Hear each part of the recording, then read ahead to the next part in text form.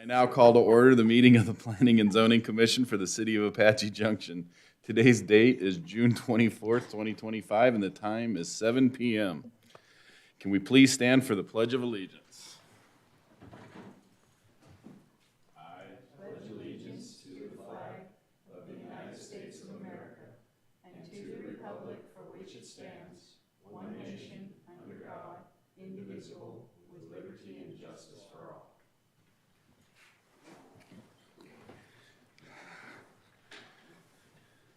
Rudy, can I get a roll call, please? Chairman Hanchey. Here. Vice Chair Barker. Here. Commissioner Gage. Here. Commissioner Starr. Here. Commissioner Mikeland. Here. Commissioner Callan. We have 5 present, 1 absent, and we have had 1 resignation, Mr. Chairman, so we do have a quorum tonight. Thank you, Rudy. Do we have a motion to approve the agenda and minutes? Mr. Chair, Commissioner Barker. I move that the Planning and Zoning Commission accept the agenda as presented and approve the minutes from the June 10th, 2025 special meeting. Do we have a second? Second. Rudy, I have a motion and a second. Can I get a roll call, please? Commissioner Mikeland. Yes. Commissioner Starr. Here, yes. Commissioner Gage. Yes. Vice Chair Barker. Yes. Chairman Hanchey. Yes. So moved, Mr. Chairman. Thank you, Rudy.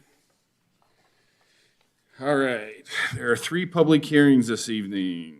Major Case Plan Amendment, Case P-25-10-GPA to amend the general plan land use, map and rezoning by plan development.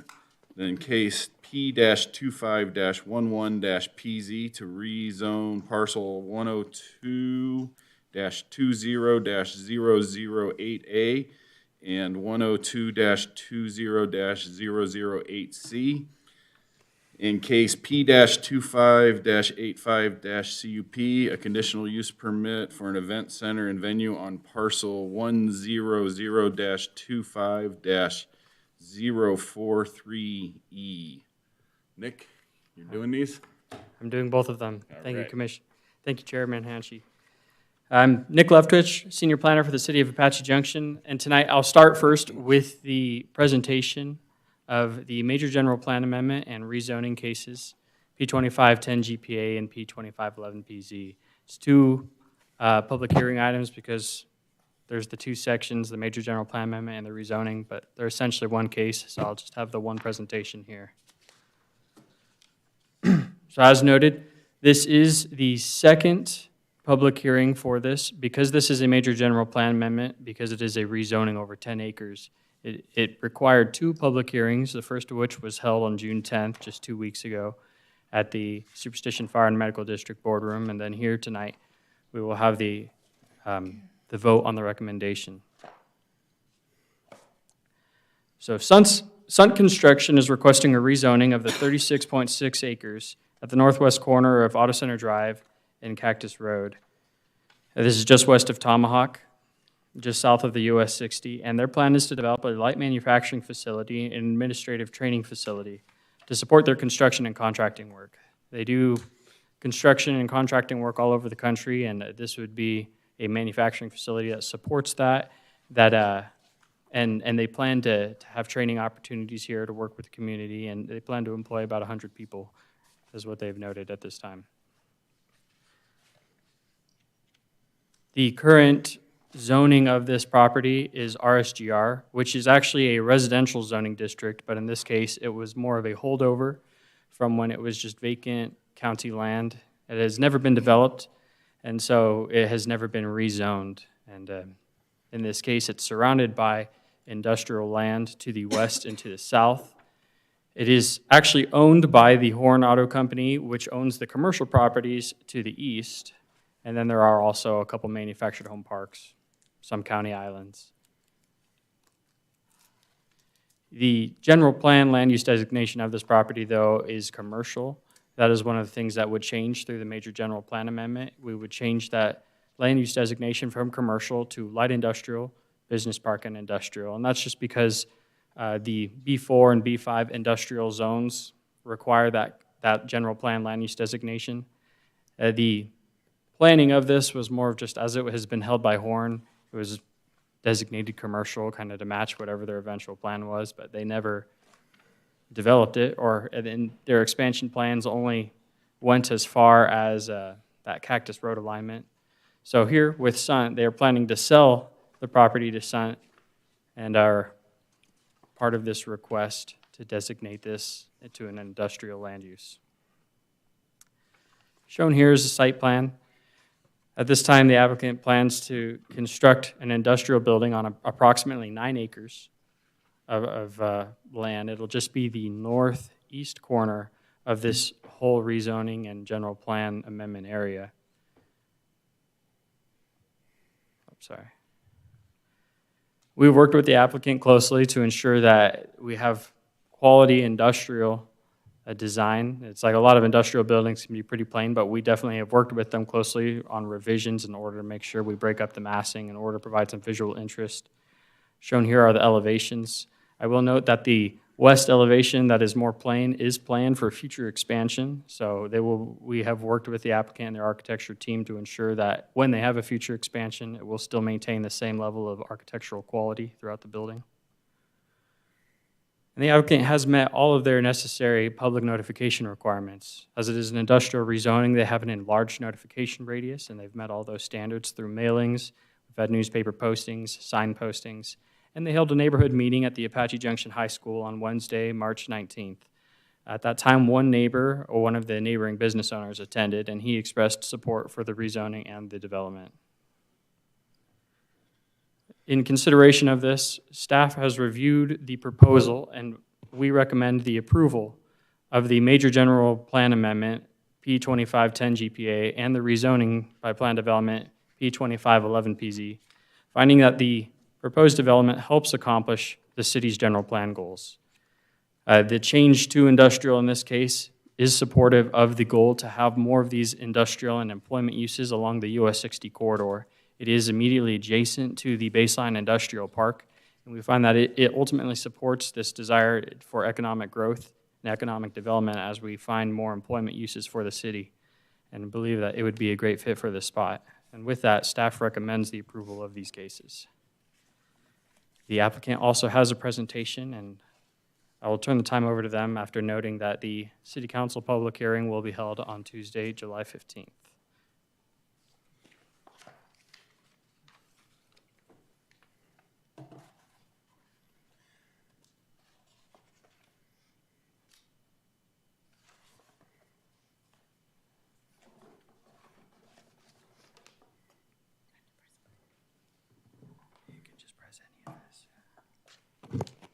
Hi, thank you. My name is Lisa Gage. I'm with Ray Law Firm. I do have a presentation. It is the exact same as the presentation that we did 2 weeks ago, and I'm happy to run through it again if you would like. If not, I'm happy to answer any questions that you might have. I'd kind of run through it a little bit for the audience in attendance tonight. So as Nick stated, this is the subject property. It's just west of Tomahawk Road on the south side of the 60. The general plan designation is general rural with a single-family detached residential. And we are asking to change to business park with industrial land use. This is the proposed development site plan with the current project, phase 1, up in the northeast corner of the development on about 9 acres. Just zoomed in a little more, you can see the movement of the truck traffic. And then we are here with the elevations that we have worked very closely with staff to make sure that they meet the design standards for the city, and it's a building that you all can be proud of. That's it. Thank you. Anyone have any questions? All right. Thank you very much.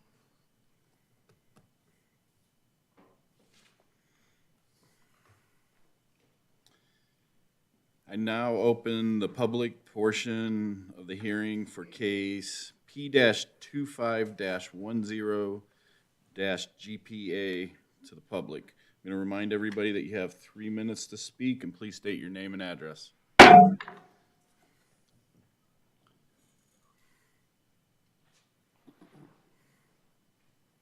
Good evening, Commissioner and as Chairman and Commissioners. My name's Stephen Harshman, 250 South Tomahawk Road here in Apache Junction. And I just wanted to speak in favor of this development. These would be much-needed entry-level jobs for our young folks and will really help out our community. And I hope that you guys can see fit to send approval on up to City Council. Thank you. Thank you.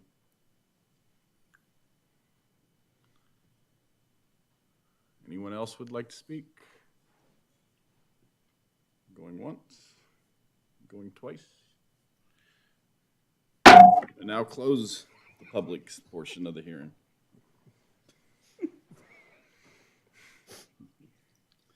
Any discussion we need before we go on the facts? All right, who wants to do the finding of fact? Anyone? Okay. You do this another. It's a long one. Okay, okay, so I'll do the finding of facts for the plan development rezoning. Okay, number one, that a better design cannot be achieved by applying the strict provisions of the underlying zoning district. Do we have a problem with this? I do not. No? Okay, number two, that strict adherence to the provisions of the zoning ordinance is not required in order to ensure the health, safety, and welfare of the inhabitants of the proposed development. I don't see any problems here. No problem. That strict adherence to the ordinance is not required to ensure that property values of adjacent properties will not be reduced. I don't, Since it's all the same. right? Exactly. All right, those are the finding of facts for the development rezoning. Okay. Can I have a motion? Sure, for the development rezoning. Okay, so I move that the Planning and Zoning Commission recommend to the Apache Junction City Council, the approval of the proposed rezoning by plan development Actually, case. are we doing the major plan? No, we're doing the rezoning first because that's what we read first. Okay, Also, if I could interrupt real quick, Yes. you're going to have another item, so you'll have to do another public hearing on it. Right. You understand that, right? Yes. yeah, Okay. so the They're separate motions. Right. general plan amendment needs another public hearing? Yes. Yes. Okay, thank you. Okay, so again, I move that the Planning and Zoning Commission recommend to the Apache Junction City Council the approval of the proposed rezoning by planned development case P-25-11-PZ, a request by Sundt Construction represented by Brennan Ray of Ray Law Firm to rezone parcels 102-20-008A and 102-20-008C, located near the northwest corner of Cactus Road and Auto Center Drive, from general rural low-density single-family detached residential RS-GR to industrial by plan development B5 PD, subject to the 7 conditions of approval noted in the staff report dated June 10, 2025. I'll second that motion. Thank you. Rudy, I have a motion and a second. Commissioner Starr, Yes. Commissioner Gage, Yes. Vice Chair Barker, Yes. Chairman Hanchey, Yes. Commissioner Mikeland. Yes. So move, Mr. Chairman. The motion is for recommending approval of the rezoning. Thank you, Rudy. Okay. I now open the public portion of hearing for case P-25-10-GPA. So this is the general plan, right? General plan amendment. General plan, or that's 25-11-PZ, I'm sorry. Anybody like to speak on this? It's essentially the second part of the same thing. Yeah. Going once, going twice. Closed. All right.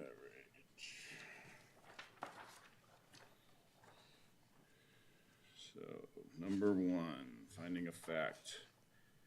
Whether the amendment proposed a land use designation that the land use map does not adequately provide an option to the site and accommodate. No, it's a perfect locale. It is. Whether the amendment constitutes an overall improvement to the general plan will not solely benefit a particular landowner or owners of a particular point in time and is consistent with the overall intent of the 2010 general plan. Yes. It is in compliance. Whether the proposed amendment is justified by an error in the 2010 plan as originally adopted. It's not an error. There's no error.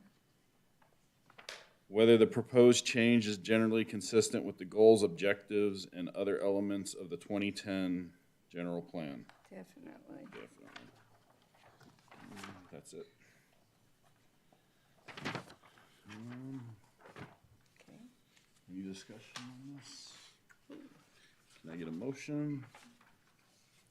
Mr. Chair, Mr. Barker. I move that the Planning and Zoning Commission recommend to the Apache Junction City Council the approval of Major General Plan Amendment Case P-25-10-GPA, a request by Sundt Construction, represented by Brennan Ray of Ray Law Firm, to amend the general plan land use map for parcels 102-20-008A and 102-20-008C, located near the northwest corner of Cactus Road and Auto Center Drive, from commercial to light industrial, business park, and industrial. Do I have a second? Second. Rudy, I have a motion and a second. Can I get a roll call? Commissioner Starr, Yes. Commissioner Gage, Yes. Vice Chair Barker, Yes. Chairman Hanchey, Yes. Commissioner Mikeland. Yes. So moved, Mr. Chairman. This general plan amendment case also recommended for approval to the City Council. Okay.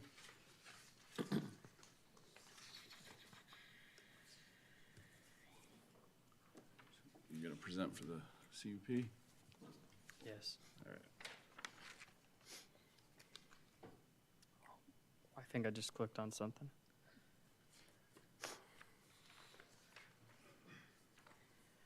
All right, hello again, and thank you. Again, I'm Nick Leftwich, Senior Planner for the City of Apache Junction, and I'll be presenting the case information for the Apache Trail Superstition Event Center.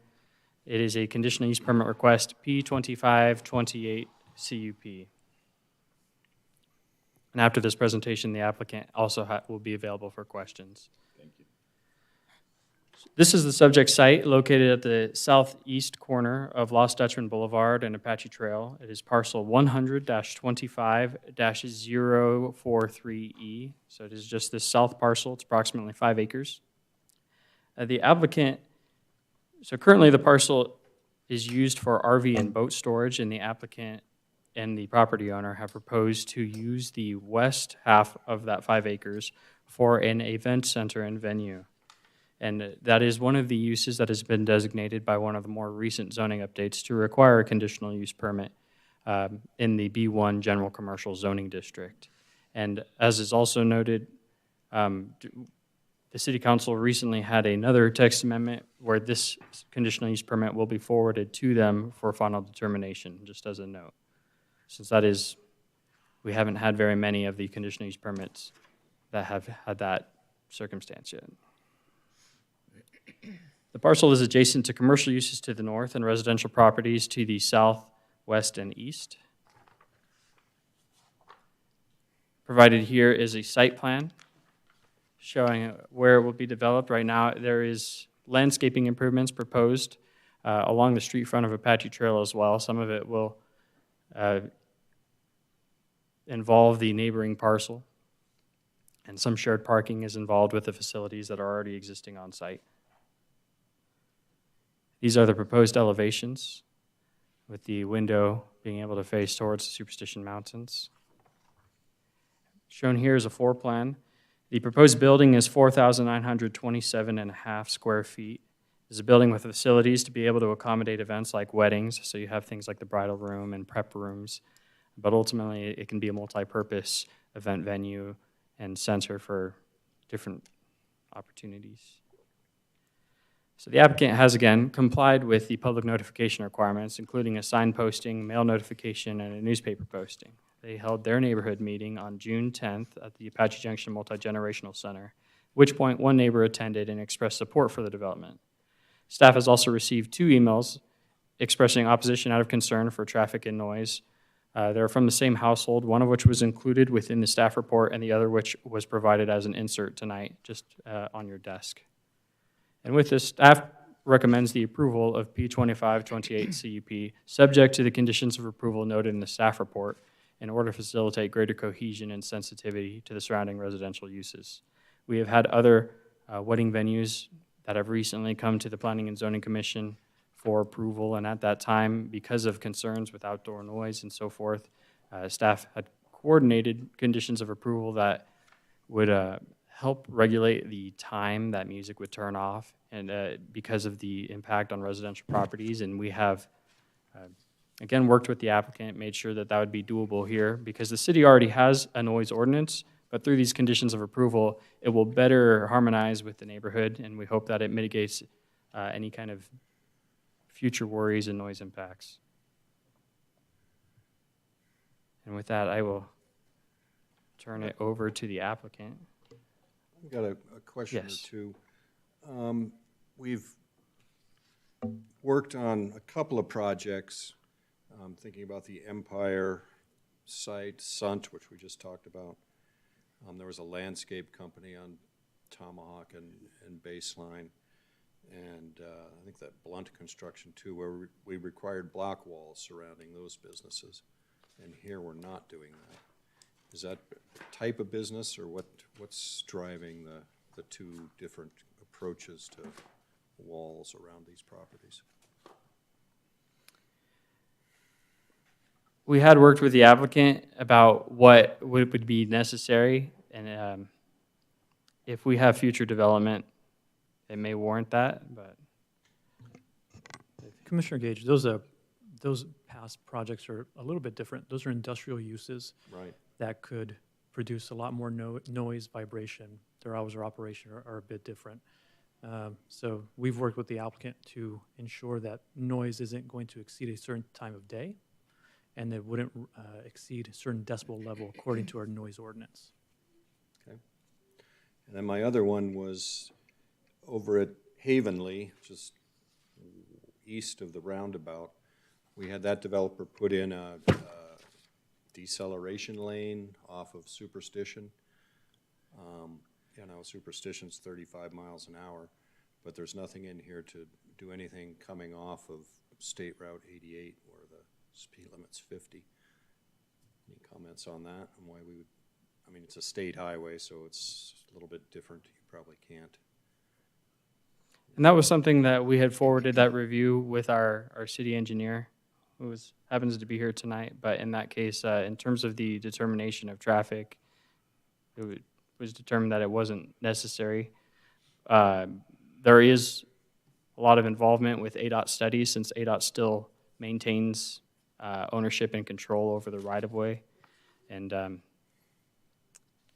but if you have further questions, I believe we could also ask our engineer if you have specific traffic worries. He does have a presentation tonight about traffic impact analysis and the kind of determination that goes into when a deceleration lane is needed. But I myself don't have the expertise for that item. Okay.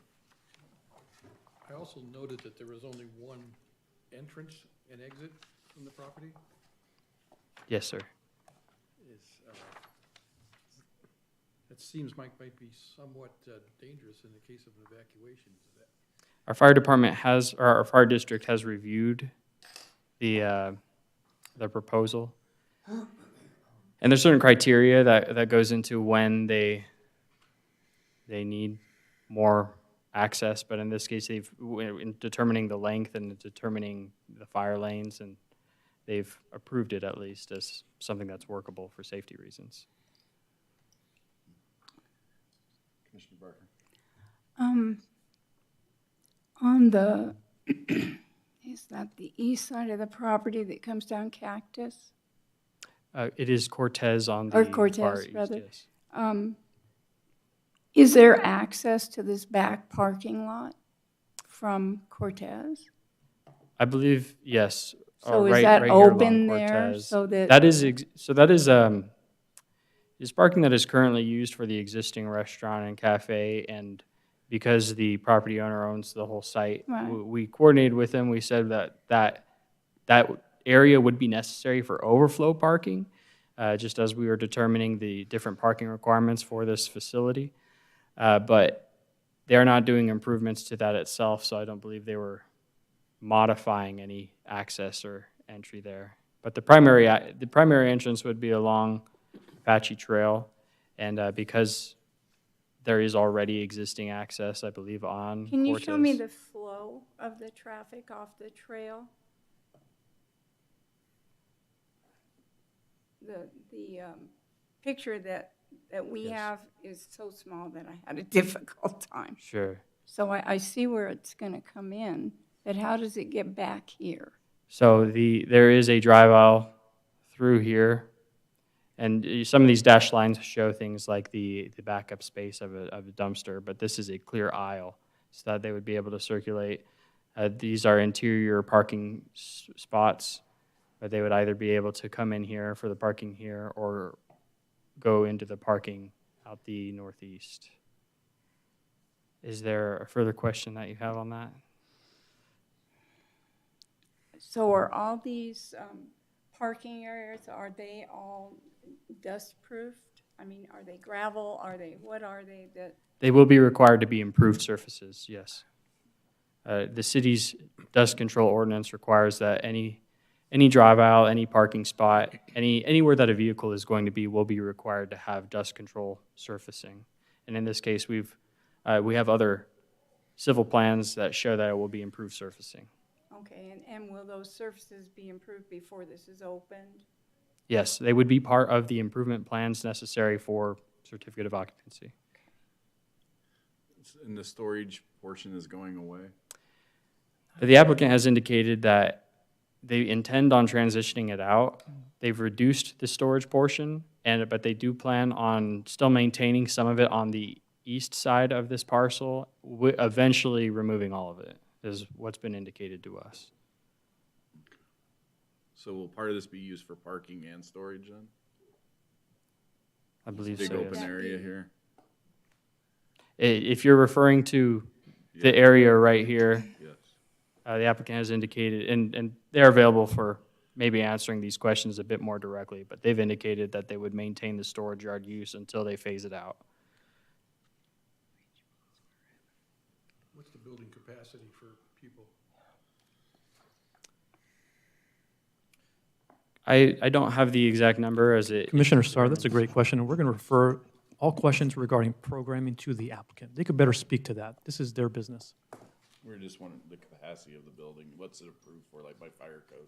Yeah, yes, and the architect is here, Chair, and he can answer those technical specific questions.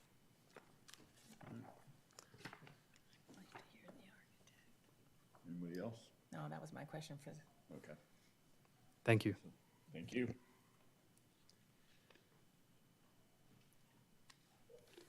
I'll just load up there.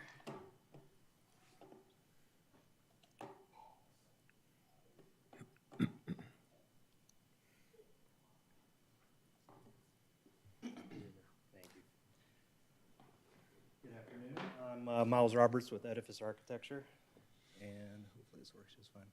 So kind of what I wanted to go over, I mean, Mr. Leftwich did a great job presenting the project, but the conditional use permit facts or findings of fact is kind of what I want to go over. So there's 7 points, and they're laid out here, but the adequacy of roadway and off-site parking or off-street parking and public facilities.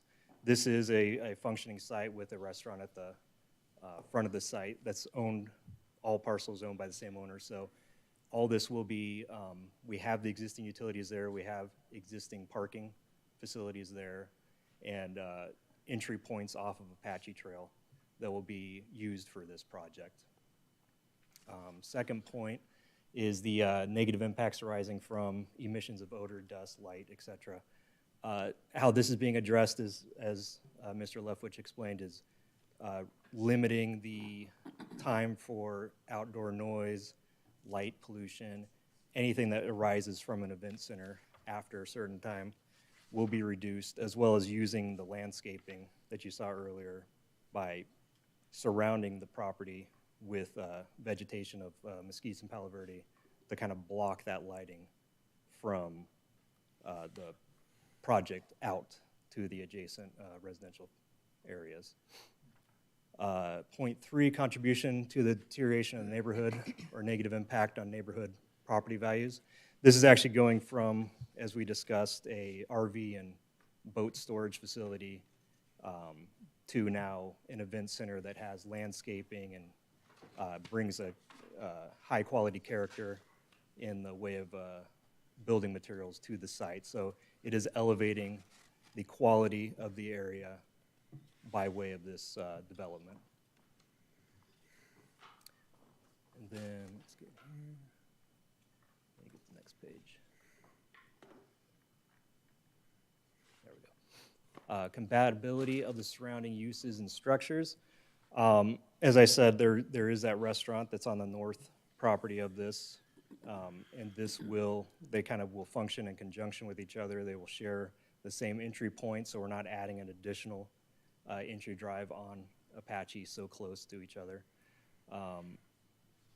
And as far as like the architecture of this, we're kind of digging into that ranching and agricultural history of the area by bringing in this agricultural aesthetic to this facility. And then we're also capturing the views of the Superstition Mountains with the facility, making it a great space to have an event.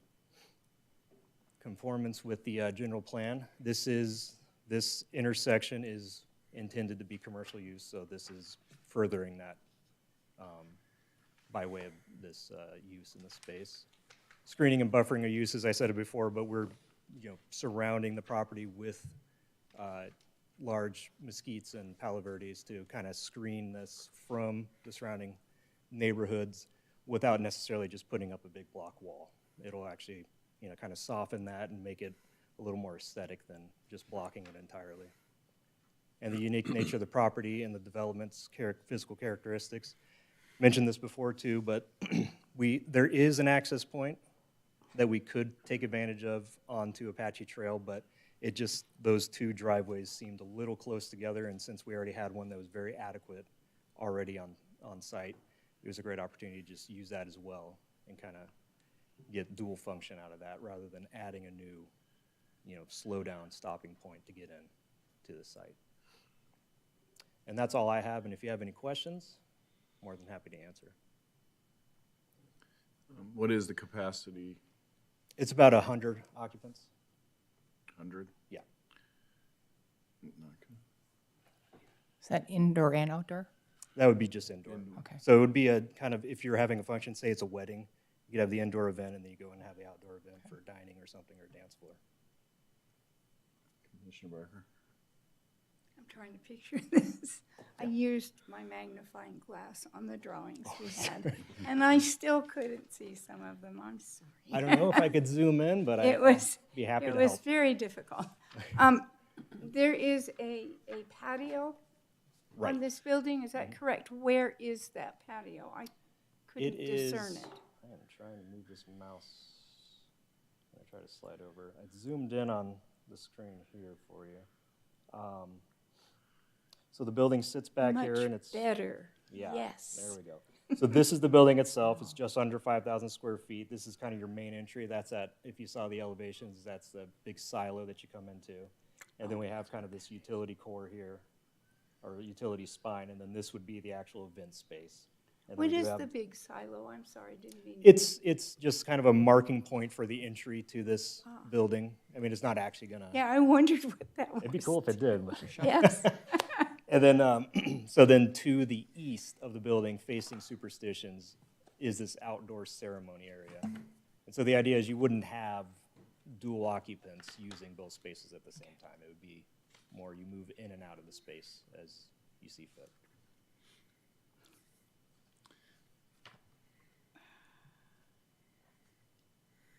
What's the capacity of the parking so far? So the parking, let me get over, because we calculated that. I try to remember every number I write down, but. 44. 44 spaces that we're adding plus the 44 overflow off to that east side of the site. So 88 total.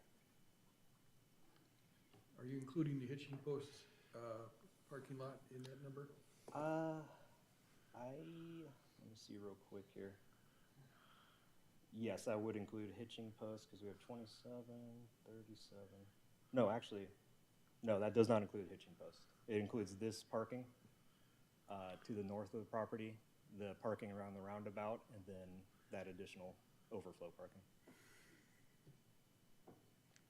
That overflows that kind of that temporary thing you're talking about? Well, this here is actually the parking. Or that's gonna be what it's storage is gonna Yeah, be considered so overflow. consolidating down the storage to that area, and then the overflow parking is up here, kind of behind the hitching post. Okay. So can we talk about the possible noise issue? So when you say venue, that's so encompassing. You don't, I mean, what exactly does that mean? I mean, wedding's wonderful, but when you start promoting maybe some of these special events that Mo has done, which are really successful, but hypothetically, if that's open 7 days a week, Right. that could be a real noise issue for the neighbors. Right. So what's the idea? I mean, what's the flow of what you're thinking is going to go in there? This new building, the intention is it's a venue for, like, you could have weddings, you could have some, Family reunions or? yeah, family reunion, a corporate event, church service. It's open to more of that kind of stuff, and it wouldn't necessarily be something that would be, you know, More all night. sensationalized? Yeah, Like some of right. the events? Yeah, and the idea is that with this would come some time restrictions Okay. on noise and light, so that, you know, the community feels comfortable. that Right, it's because not- there are residential homes not that far, and that has been an issue in the past. So Right. just trying to be sensitive to the neighborhoods as well. Right.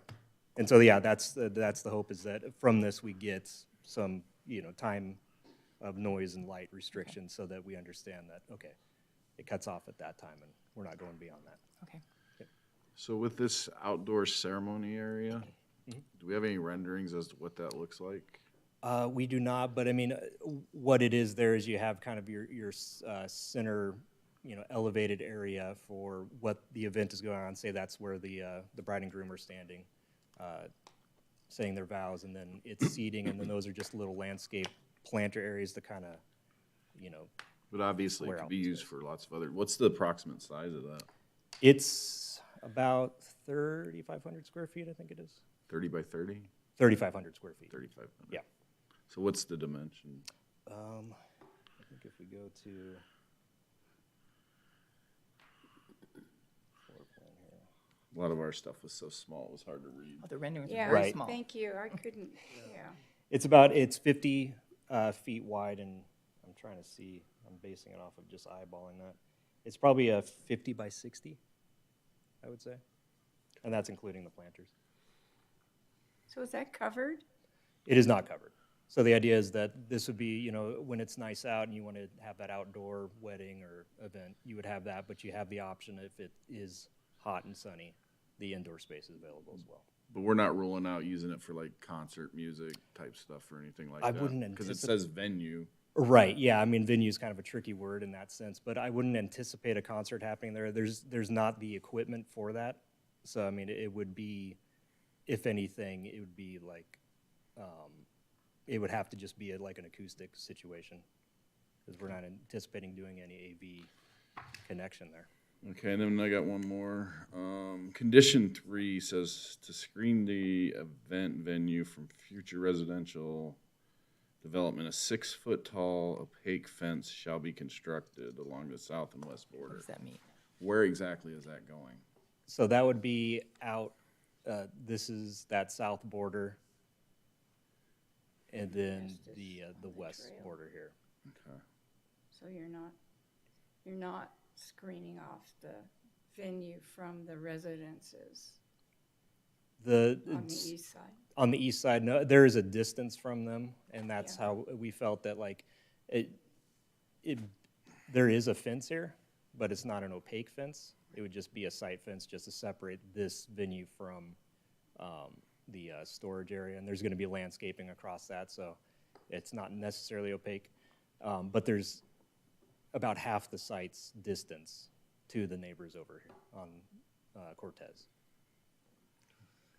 Then can we go back up to the parking areas Mhm. off on the east side? Yeah. Over here. Over Yeah, to the east. I just lost my mouse here. There we go. So is there any kind of fence along that far east side or anything that would keep people from just driving across and going out the other way? There is currently a fence over there, yeah. And that will remain, and it wraps around and ties into this fence along. Well, I'm saying where this overflow parking is, Yes, it's wrapped with a fence. all the way around. Mhm. Okay. Does this override the outside noise restriction that the hitching post currently has? Possibly, Mo may be able to speak to that. Do you have a noise ordinance in place for the hitching post? Yeah. Okay. We do outdoor events and we have a special company that's hired, they set up the speakers and all that stuff, and we're not exceeding over 65. Matter of fact, I occasionally go check outside over there with a decibel meter. We are not exceeding even 50. Can you state your name and address for the record, please? Mahmoud Mayuddin, 2304 North Cortez Road, Apache Junction, and the owner of the hitching post. Thank you. And you guys mentioning about the parking, City of Apache Junctions already have a lease agreement already recorded in the recorder's office. There's all the parcel been for 99 years for a sharing with all the parcel. This have a plenty of parking. And we have an entrance, question was off of the Highway 88. And then we have one entrance for the hitching post, back parking lot coming off of Lost Dutchman. And matter of fact, we have an inside sign over there. We encourage everybody to make sure they make a left going towards the Highway 88, not to go to residential areas. And we talked to them, put the signs over there. Now it's up to the public what direction they want to go because they're public streets. And we already try to do that, not to neighborhood. Highway 88, when we built the hitching post, there was a concern was about the traffic. We contacted ADOT. ADOT have a letter already submitted to the city. The peak hours on Highway 88 is between 9 o'clock till 3 o'clock. City already have that letter in the file when we built the hitching post. And that's something they want to be a extraction land, de-extraction land to build up. When we contact them, that's what they gave a letter. They said that's not required. Our business is laid out. And this event center is going to be mainly inside. And only thing anybody want to do ceremony, take a picture for Superstition Mountains, then I'm going to be over there, take a picture of ceremony. After that, everybody going to move inside. Gonna get rid of the storage. The question about the storage, gonna get rid of the storage. Right now, month of June so far, I repaired the fence about 5 times. We have all the homeless people, they have nowhere to go, they're breaking it in, they're sleeping inside, and we're trying every single thing we can. That's why my main concern is to get rid of the storage. It's gonna look for the neighborhood, slowly, because we have, some of them have a contract for a year, some of them 6 months, and we are already sending out the letter, most of the people, to pull it out by August. If some of them left, maybe a little overlap, but eventually we're gonna get rid of the storage. And I don't know this, I have a picture, what we designed is, does not show the justice over here on what the drawing is. I don't know if I can put it on over here that you guys can see it, or I can bring it over there to show you guys. It's gonna look like an old Western barn and with a silo on it. It's gonna present the old Western stuff, just like a hitching post is. Okay. And if you guys have that, I can download it and email it to you guys if you guys see it. If you guys wanna see it, I can just bring it around, I guess. That's gonna be the I just moved it.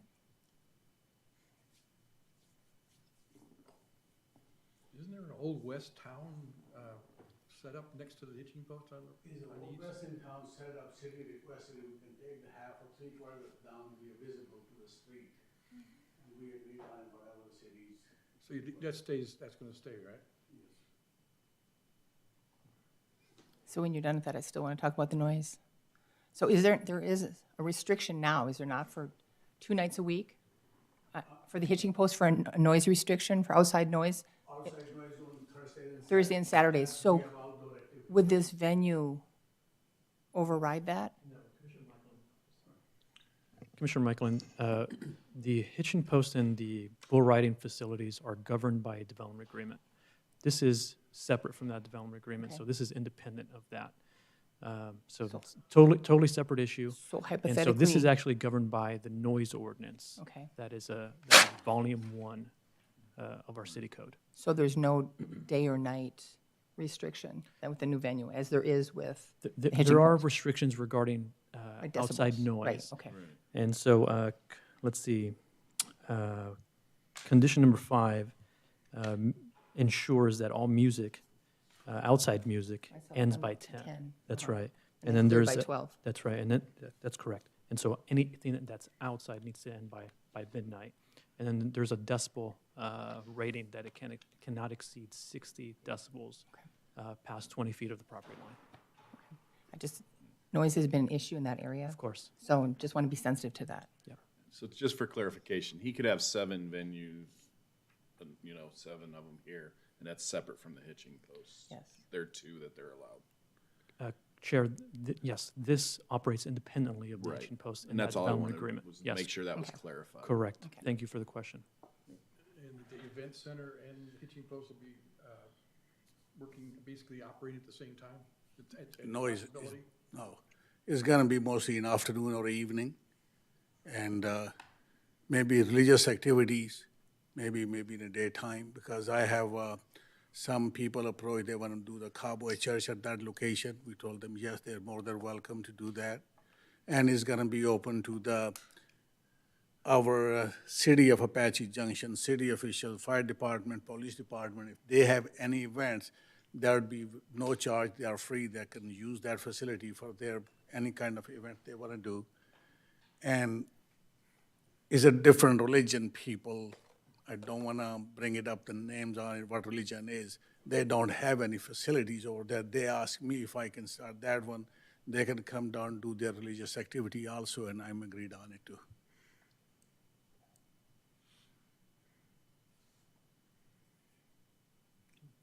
Anyone else? All right. Thank you. You're welcome.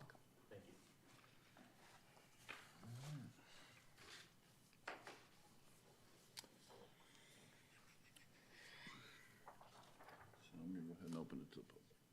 I now open the public portion of the hearing for case P-25-28-CUP. If anybody would like to speak, again, state your name, address, and you have 3 minutes. Hi, I'm Hannah Nissen. I live at 2273 North Cortez, so I'm directly across the street from this. I'm very concerned. I'm very concerned about the noise. I'm very concerned about the insulation.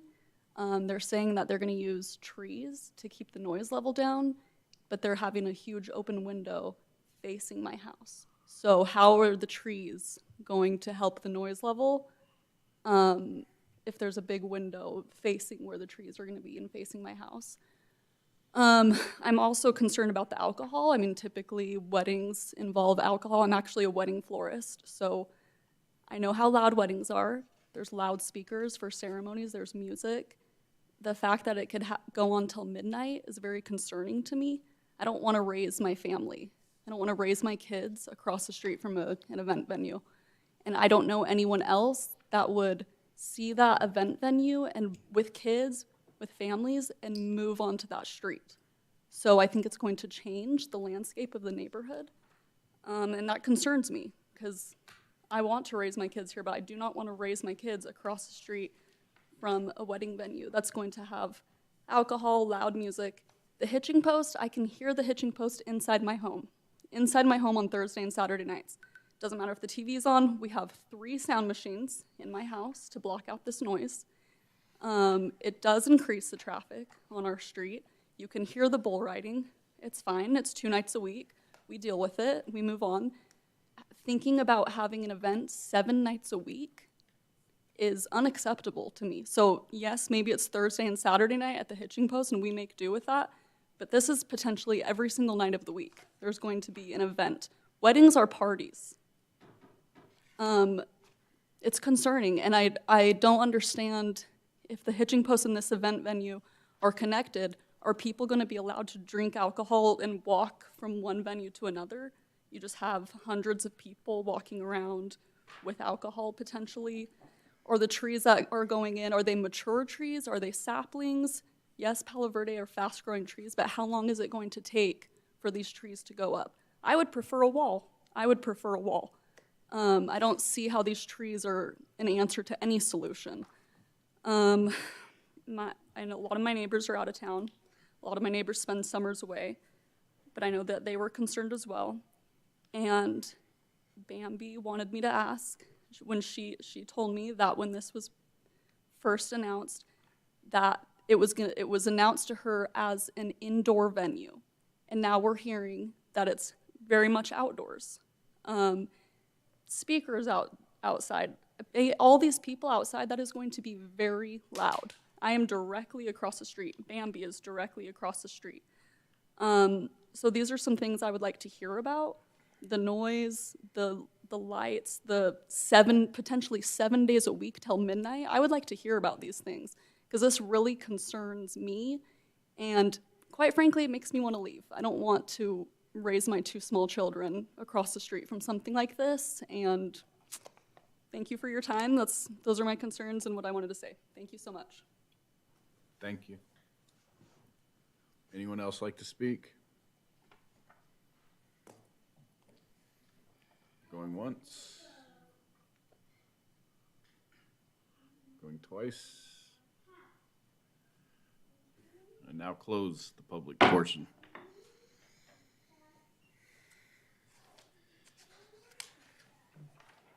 Discussion, and you gotta do finding of fact. I find the possible 7 nights a week noise, I'm all for capitalism, but if I was living across the street, that's an issue to me. Sorry, Mo. Let's see. I believe it states in here. If it were an indoor venue only with no outside speakers, They can't be outside after 10. right. Correct.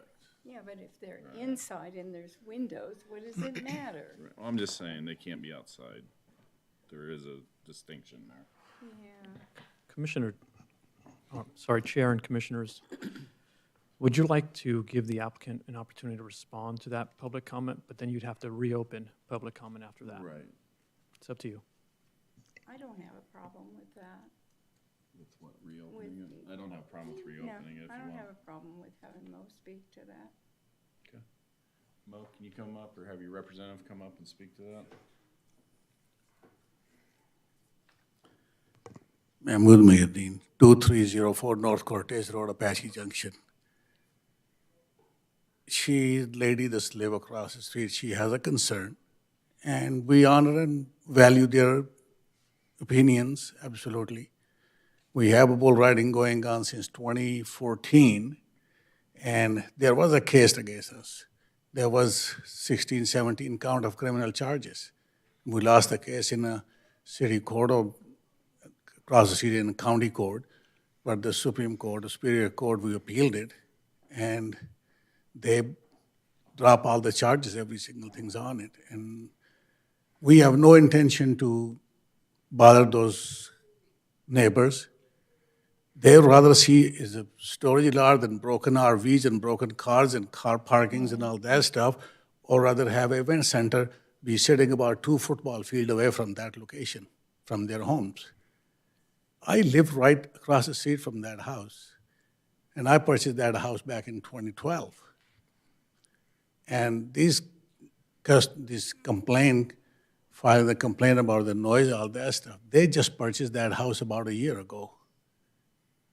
And we have activity going on, and is a commercial property, is approved by the legislative parties and for the council and all that stuff.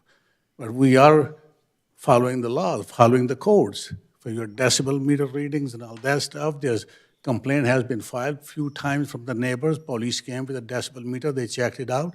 They said no, and they sent a letter to those neighbors, told them there's a false complaining. Please do not do that again. And this already, I have a public record, pulled it out from the police departments.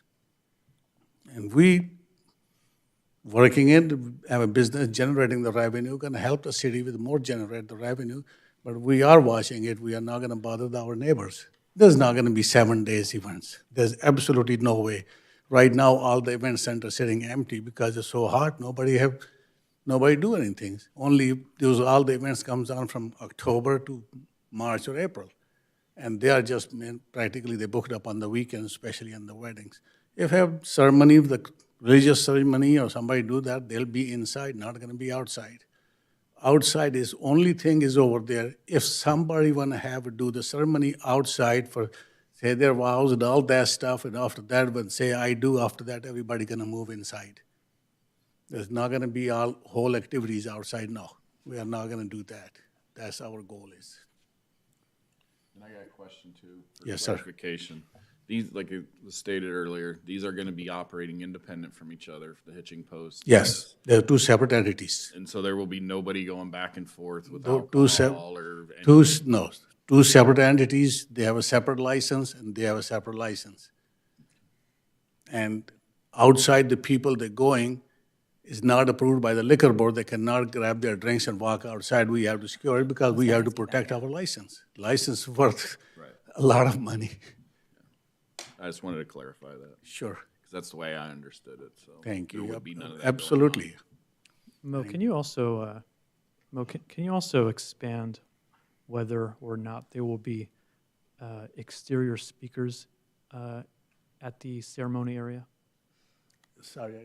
Yeah, can you provide clarification whether or not the intent is to have outdoor speakers? No, we're not gonna have outdoor speakers.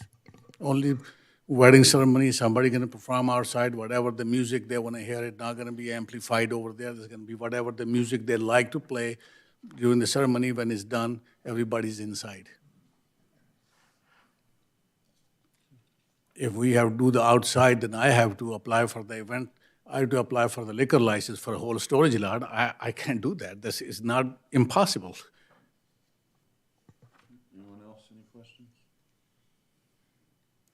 The lady brought up concerns about people roaming around with liquor in and out of the property. Is there a way that you can regulate that, or I know how your licenses say?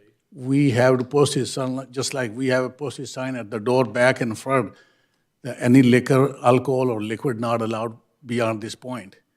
And we have to have the same thing, we put it on over there, not allowed beyond this point. If they go out, we have to watch it, because we don't want to have anybody drinking in a parking lot. We're operating this business for 18 years. So far, I never, ever have a liquor violation, knock on the wood. No violation for 18 years. We are really conscious about that because it costs a license. I just did want to say, since I brought the noise thing, it is such a big improvement to the boats and the RVs that are broken down in that parking lot. I mean, what you're proposing looks so much better than that. So Yeah, it's that gonna- part, I mean, that part looks amazing. It's gonna bring the house's value up because they're not next to the storage I have lot. to look next to that, yeah. And right now, I have a single wide trailer, I have 4 motor homes, I got 2 cars and 2 pickup trucks. I have not seen the payment for almost a year. They don't want it, and I can't get rid of it. Legally, by law, I just cannot cut him up and send it out. I have to get with the DMV, get approval and all that stuff, then I can give it to the scrapyard people. And I'm stuck with those situations. That's why we decide not to have a storage, just do the event center is less problems. And plus, it's gonna generate a lot of revenue for the city. Anyone else? Thank you, Mo. Thank you very much. All right, I'm gonna open it back up to the public. And state your name, address. You have 3 minutes. Hannah Nissen, 2273 North Cortez Road. I don't understand saying that there's not going to be any outdoor speakers and then saying, except for the ceremony and then the music that they want to hear. So there is music outside. There is some sort of speaker system to officiate a wedding outside.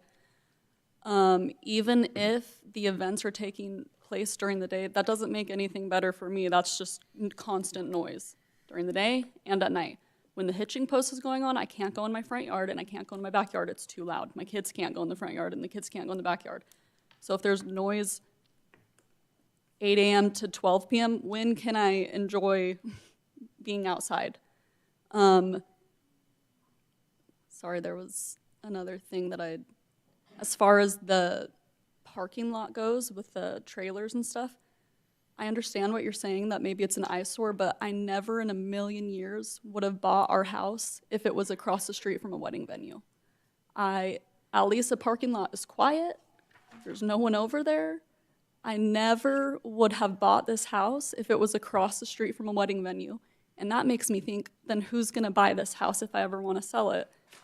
Am I gonna be able to sell? I don't want to sell this house. I want to stay here. This is where I wanna raise my family. I love the school my kids go to. I want to stay here. But I don't believe that it's going to raise the value of the house. Just being a young mom with a family, I would not purchase a house across the street from a venue. I'm still a little bit confused about the liquor. So even if there's liquor inside, is he saying that it's just not allowed outside? Or? We can't directly answer your Okay, questions. okay. That's still something that's concerning to me. And is there a kitchen? I'm not, sorry, I know, I'm just saying this as a question, you don't have to answer. Is there a kitchen within the venue that is catering? Because I'm having a hard time believing that people would book an event venue for a wedding knowing that they can't have alcohol there. Most people drink at weddings. I also don't believe that it's not going to be 7 days a week, because why would you open this event venue unless you thought you could book it year-round? Like I said before, I'm a wedding florist. I do weddings year-round. I do weddings June, July, August, indoors, which this place is going to be. It's going to be an indoor venue, so you could very much have a wedding. And I know that they stated it's not just a wedding venue, there's other events, but events are loud. It doesn't necessarily have to be a wedding for it to be rowdy and loud. So my concerns still stand. I feel like it's going to change that street, that neighborhood. Yeah, thank you for listening to me. Thank you. And after the meeting, you could also probably talk to the city. They could explain the liquor license and stuff a little bit better to you. Anybody else like to speak? Going once, going twice. And now close the public hearing portion. All right, any more discussion? I'm still concerned about the amount of parking available. About the what? Not the capacity of the parking. You get 100 capacity on the building, and you get the capacity of the kitchen post as well.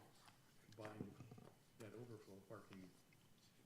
Well, there was 44 and 44, not counting the hitching post. So it's still only 88, that's 100 people.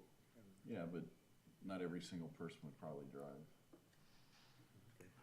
I don't know what I thought, never mind.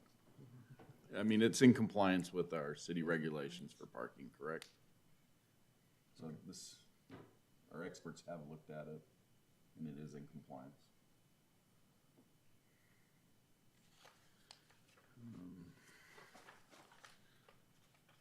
And then like with the dust control and all that, that's part of the city's just continue enforcement. It doesn't need to be anything specific in here for that, because that'll be taken care of under the business rules. Yes, dust proofing is part of our zoning ordinance and our engineering standards. Right, Along with the dark lighting and. That's right. right. Finding a fact.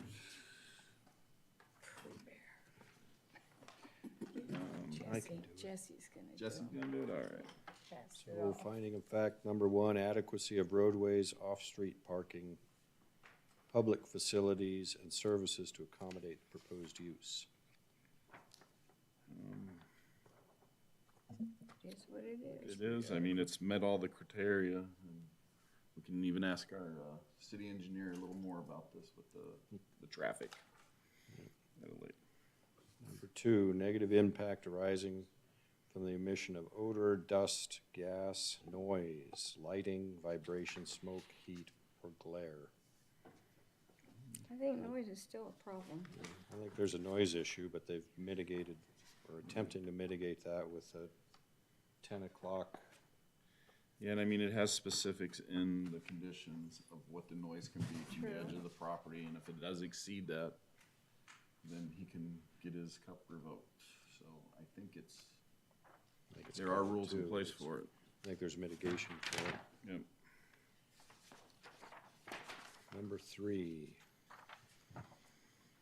contribution to the deterioration of the neighborhood or negative impact on neighborhood property values. I think it'll help compared to what it is.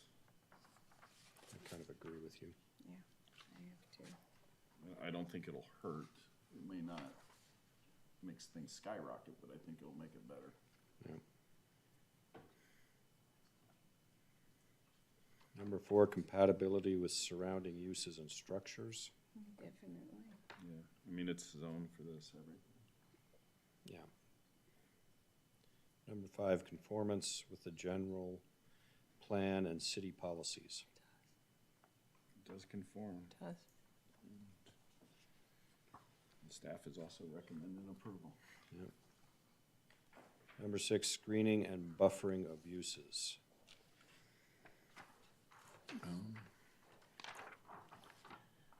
I would like a wall, but I'll agree with our city experts. And then we do have that other venue down that we approved over here. And they didn't put any fencing up, and it's a wedding venue as well. True, there's no neighbors around there. Right. But again, we didn't make them put up a wall either. No, we didn't. You're absolutely correct. And there is a fence, Yes. not a wall. Well, we did similar with them with the landscaping and everything as a buffer. Yes. So I think we're, you know, as a city, Yeah. we're being consistent, and I like that. And consistency counts. Yep. Number 7, unique nature of the property, use, and/or development's physical characteristics. I think it's the best plan for it. As far as the way they present it, it's the best use of it, Yeah, it's how they want to use I'd it. rather see that than a storage lot. Exactly. Yeah. Yeah. I better mean, than if that's the better than choice, storage. Yeah, we can't tell people what No. business. can't. And with what they're working with, I think they made the best use of developing it out. All right. Do we want to do a motion?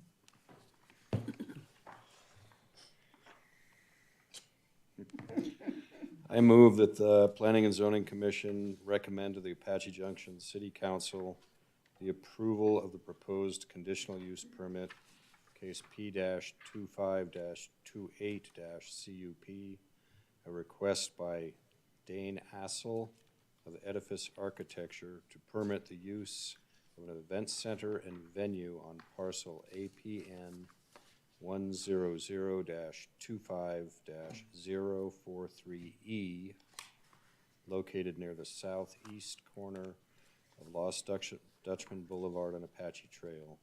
Zone General Commercial B1, subject to the following 8 conditions. Yep, 8 conditions. Do I have a second? I'll second it. You're reaching, Mr. Chair. I am allowed to second. Yes, you are. Rudy, I have a motion and a second. Can I get a roll call, please? Commissioner Mikeland, Yes. Chairman Hanchey, I am going to vote yes as well. Vice Chair Barker, Yes, I have my concerns, but I do believe that this is probably the best use of the piece of property. So, yes. Commissioner Gage, I concur with Commissioner Barker and vote yes. Commissioner Starr, I concur with both of those folks. And vote yes. 5-0, the motion passes, Mr. Chairman. This will go to City Council with your recommendation of approval. Thank you, Rudy. All right, old business. There are 2 old business items this evening. Yes, sir. Presentation and discussion of parking reductions requests. Kelsey. All right, good evening, commission members. My name is Kelsey Shatnick. I'm a planner on staff. And tonight I have a very brief presentation for you regarding parking reduction requests. This review of this topic was requested after the recent Wolf Company CUP case where the applicant requested a guest parking reduction of 65 spaces. So to give some background on guest parking regulations, prior to 2023, the zoning ordinance did not have a separate requirement for guest parking. And so as development increased throughout the city, concerns were heard regarding the city's lack of required guest parking. So per council directions, staff amended the parking standards and recommended a guest parking requirement of 0.3 spaces per unit. And this requirement was a conservative approach based on multifamily parking trends that were observed in recent multifamily developments within the city.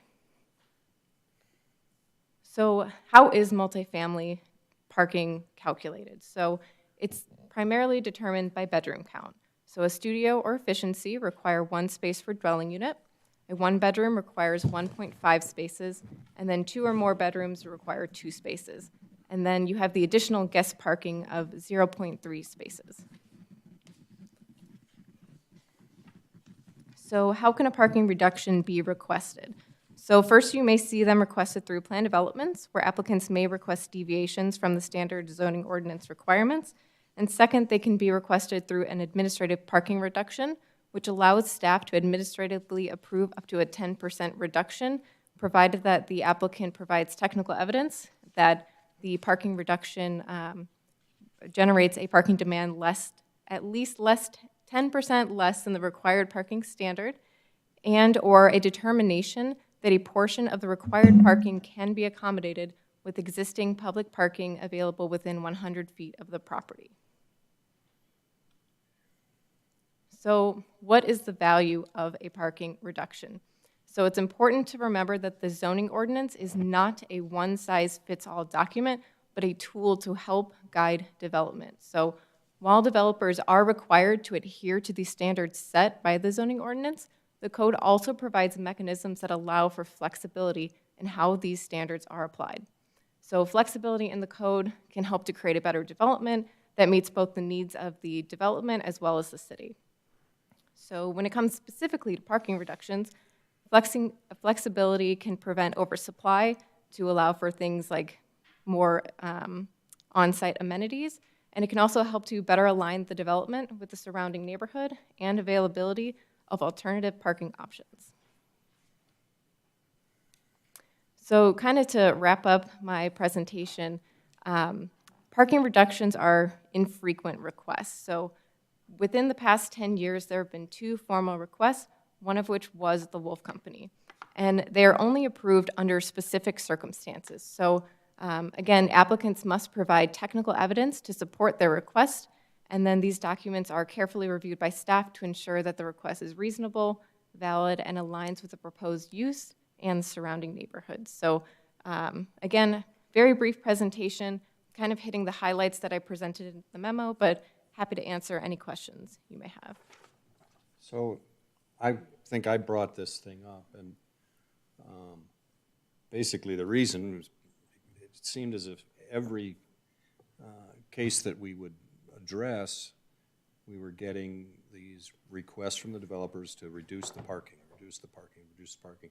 And you're just saying it only happened 2 times in 10 years, so I'm a little bit confused about that. 'Cause it seemed like everything we looked at, we were always having parking issues, which drove the whole, let's redesign the parking standards, and created, I don't know, we met 4 or 5 times on redoing the parking standards. And I know there's no one-size-fits-all, but it sure would be nice if every time we didn't have to. Commissioner Gage, if my memory serves me correct, the latest or Yeah, the latest text amendment to address parking was the guest parking requirement. And that came about because there was a historical concern from the commission, city council, and residents that there wasn't sufficient guest parking and that there would be a nuisance to the adjacent neighborhood. Right. Yeah, wasn't our standard like really low before, and then we kind of readjusted it and raised it up to a new threshold? Chair, when it came to a guest parking requirement, we didn't have any.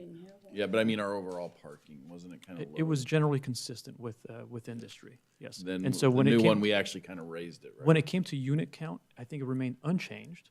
Correct. The only change that happened with our last text amendment was that .3 metric for the guest parking spaces. In multifamily specifically. Correct, and multifamily specifically. We had a standard for guest parking in mobile home parks.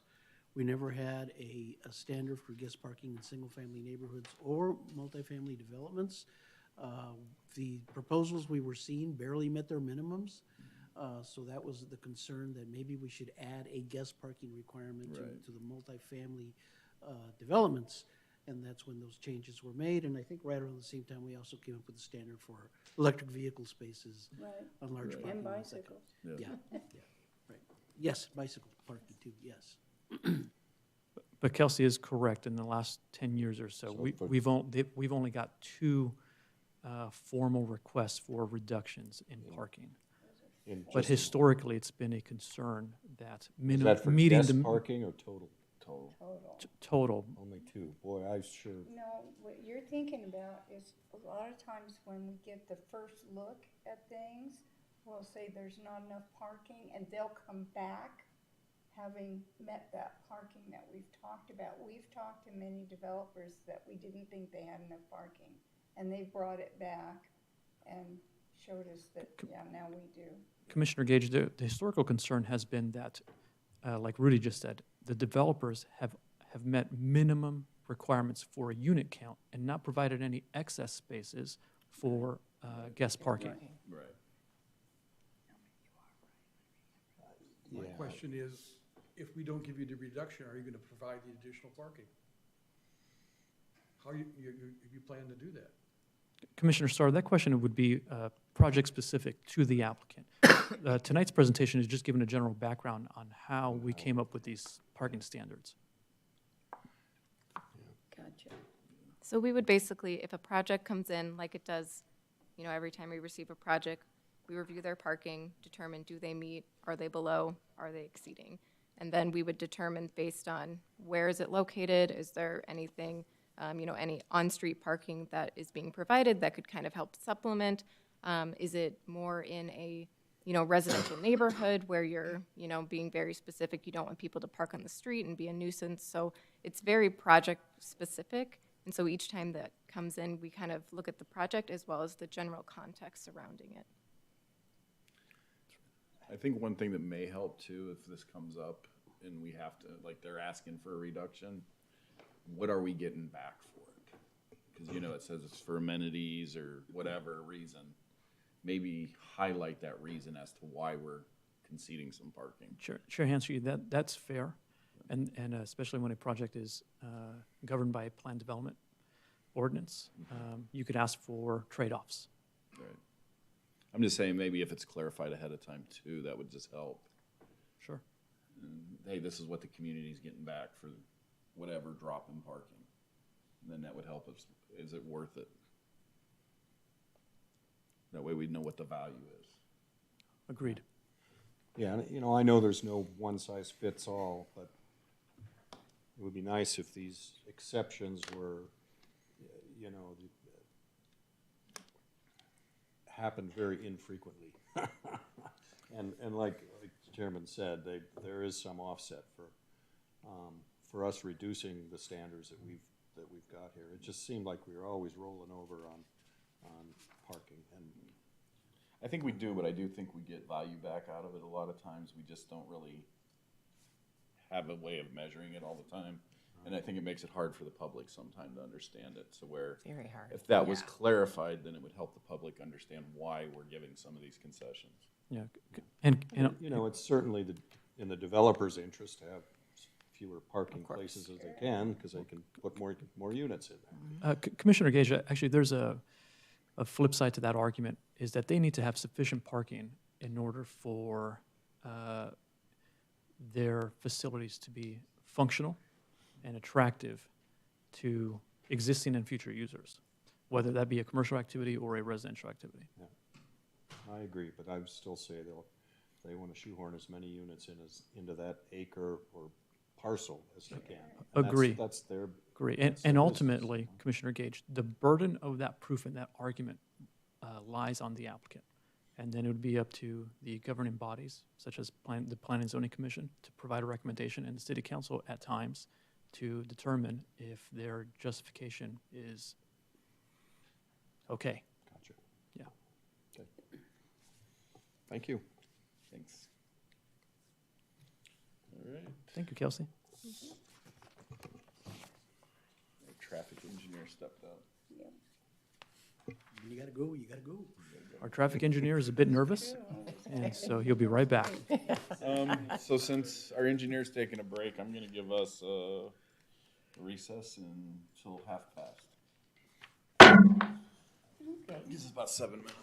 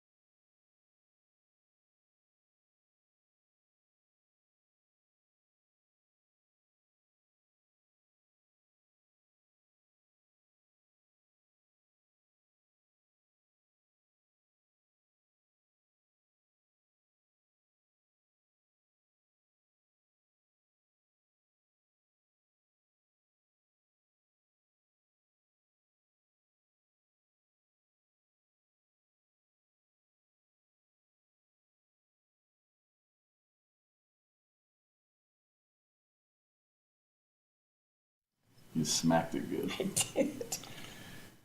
I was emulating your mallet. Yeah, just not a gavel anymore, it's a mallet. Gotta make sure everybody's awake. Yeah, you did a good job. Thank you.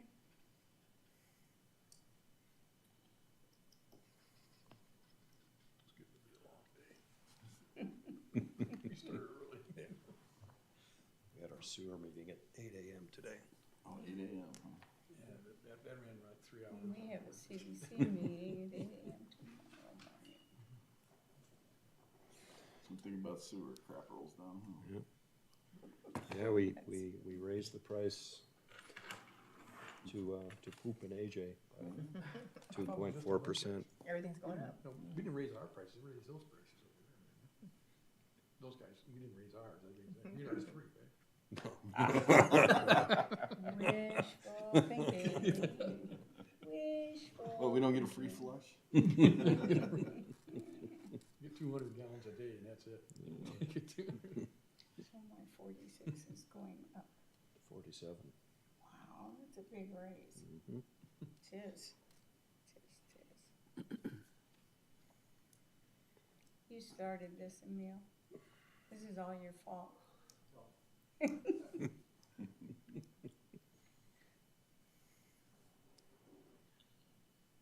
Traffic. Everybody's favorite thing to hate.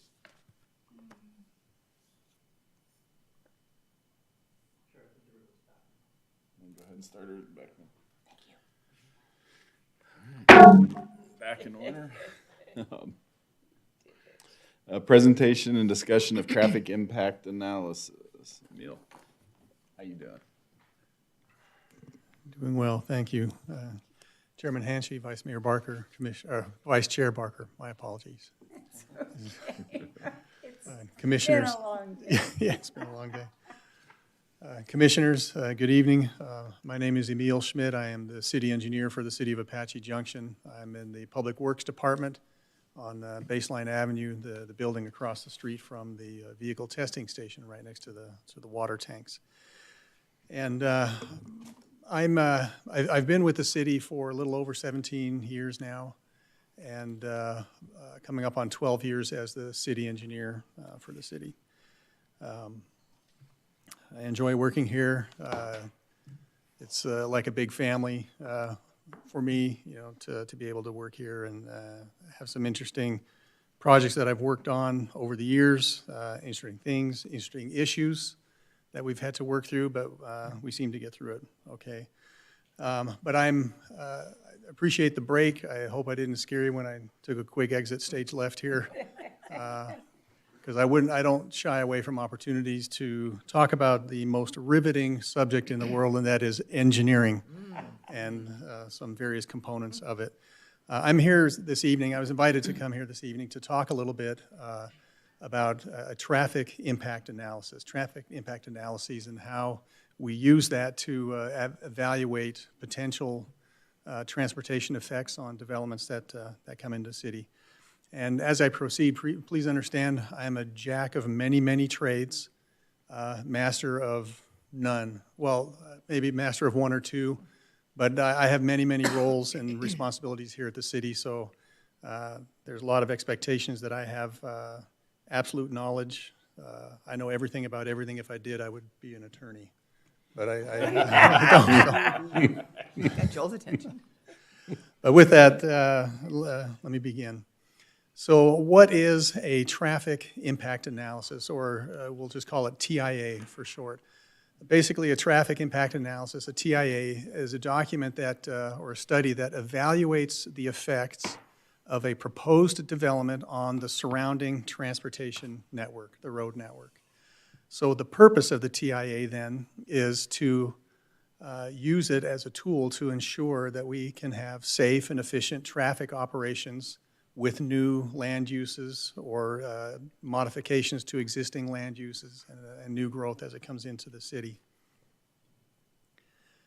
So why would we conduct a TIA?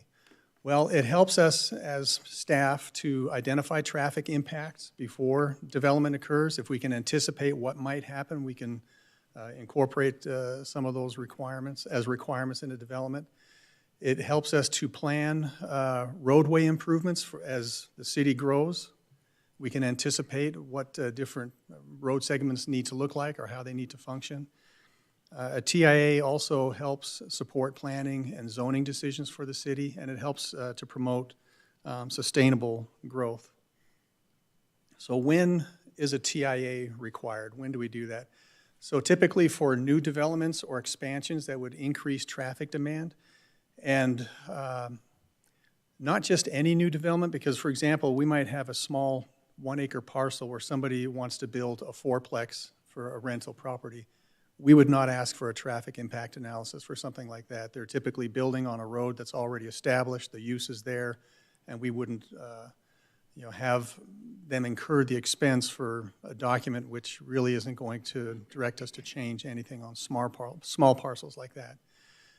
For large projects, we would. So for example, the Goldview subdivision that was built, I don't know, 7, 8 years ago or so, or currently the residences on Apache Trail that's under construction, or even as recent as the project that was here for City Council meeting last week, and that's the Wolf Enterprises project on North Plaza Drive, and you may be familiar with that one. That's pretty fresh for everybody. We would require a TIA for zoning requests, rezoning requests, if there's major land use changes.